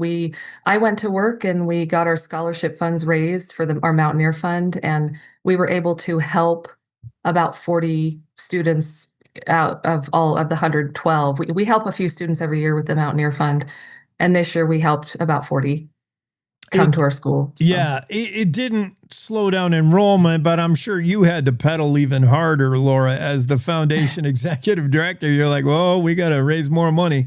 Casper Christian Schools in Casper. You can give year round on the website, safe clicking there. Yes.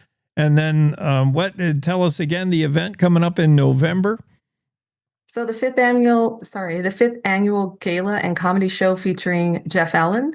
The doors will open on November 8th at 5, and we'll have a prime rib buffet.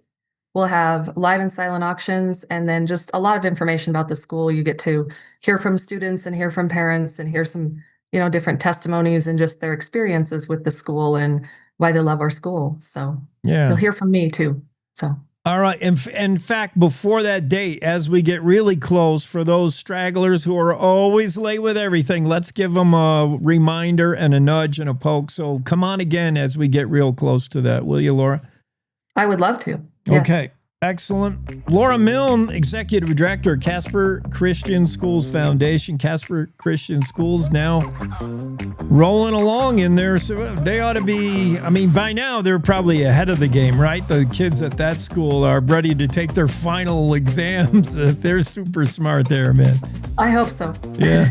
Thanks, Laura. Yeah. All right. Thanks a lot. Have a great Wednesday. You too. Cowboy State Daily show with Jake. Yeah, I want to go back to that this day in history, because I said this was the day that such and such soldier got a Medal of Honor. Let me tell you what he did. It's crazy. 1865. Aren't they still fighting the Civil War, or was it just barely ended? I'm not good with history. I'm not good with math either. I'm not good with a lot of stuff. 1865, Civil War was like just wrapping up. No? 1865 Civil War, concluded. Okay, Civil War is barely over. And a lot of Civil War veterans came out west, continued to wear a uniform and carry a firearm, came out west and worked for the cavalry, worked for the U.S. 11th Ohio Cavalry, let's say, Company E. This day in history, Sergeant Charles L. Thomas raised his hand when his commanding officer said, "Who wants to go out on this dangerous mission and probably die?" That's kind of how it was offered anyway. And Sergeant Charles said, "That sounds like me." Who among us, huh?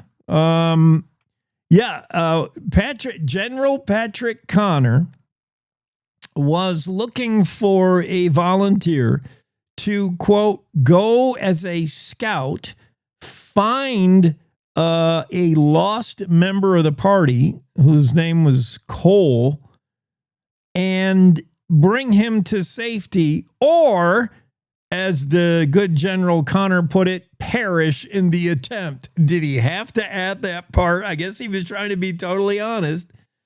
"I'll be transparent," General Connor said. "You got to go help find Colonel Cole. or die trying. And Sergeant Thomas says, that's me. I'll do it. And what Thomas did, his trip, by the way, 201 miles alone, no horse, until he found one. He actually stole one from Indians. He went through hostile Indian territory where it was likely he was going to be tomahawked, arrowed, speared, scalped, or all of the above. 200 job wasn't done yet. He ended up delivering the Indian pony to a soldier of another outfit, the 2nd Missouri, by the way, that he encountered en route. He's on the way to find Colonel Cole, and he finds some other dude who's like on foot, maybe injured. I don't know. The story doesn't say. And he's like, oh, who are you? And the dude's like, I don't know, but I don't have a horse. And he's like, well, I happen to have an extra. I stole it from Indians. And then he does get to Colonel Cole's camp, delivers completes the mission without dying, receives a Medal of Honor, and rightfully so, on this day in history, 1895, Sergeant Charles Thomas. And when they ask you who wants to do this or face almost certain death, and you raise your hand, you're a special kind of dude. Wow. I'm impressed. Let's see what Game and Fish is doing. Ray Hageman has an update from our friends at Wyoming Game and Fish. Let's do that.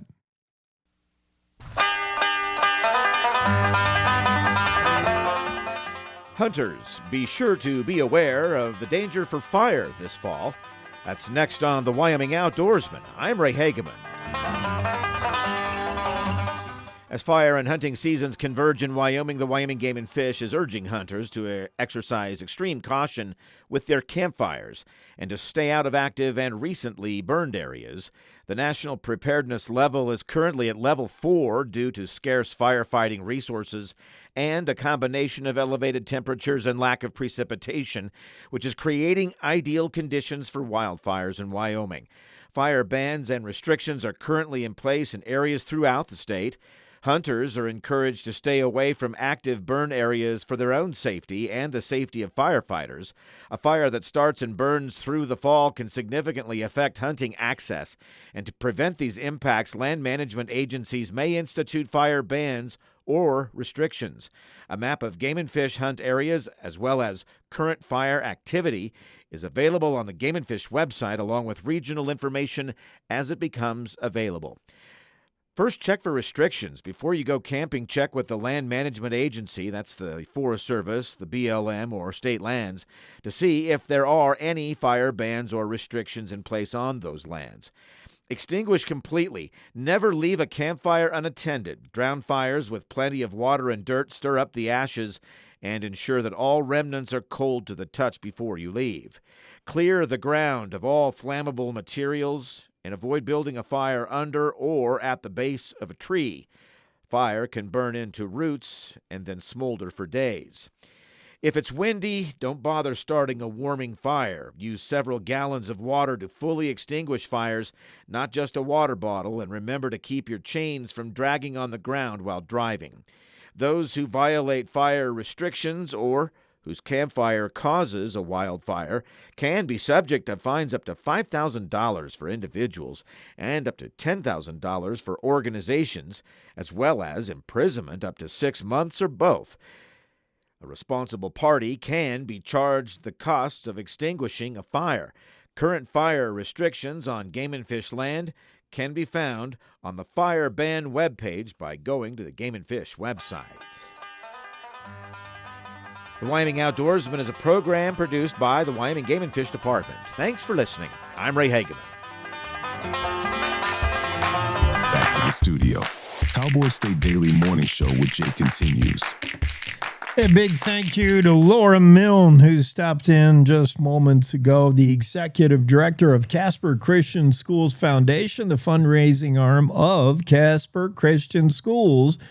She shared with us the recent success. Every year this school's been in existence for 4 years, 5 years. It's just growing and growing. Casper Christian School enrolled 112 kids this year. That's up 44 students from last year. They're getting ready for their big 5th annual gala and comedy show featuring Jeff Allen as the comedian. There'll be auction, silent auction, all kinds of fundraising activities. They'll get you fed with some prime rib. That's going on in Casper. Coming up in November, we'll talk to Laura again when it gets close, just to give you the reminder. And also, we didn't mention this when we were talking to Laura, but they have a 6-man football team. The Casper Christian School is also a member of the WHSAA. Did I get all those letters right? The Wyoming High School Activities Association. So they have all the, high school sports that you would normally have. Their 6-man football team is currently 3-0, by the way. 3 wins, no losses, doing really well this year. Next game coming up against Natrona County JV, team of Cheyenne East. The next game coming up this Saturday at Natrona County against so they're playing Cheyenne East at home at the field of Natrona County. So good luck to the 6-man football team of the Casper Christian School, currently 3-0. Let's go 4-0. What do you say? Keep the winning streak alive. And don't forget, go Pokes, as one of our Facebook followers says. Josh, we talked to Jared Petrino today, talked about last week's loss to Utah. I thought the Cowboys looked really good for a while, for a half. The defense looks fantastic. Offense needs to wake up. And maybe we will this weekend. 8:15 kickoff on Saturday. It's the Pokes and the Buffs. Wyoming Cowboys travel to Colorado, take on CU and Prime's team.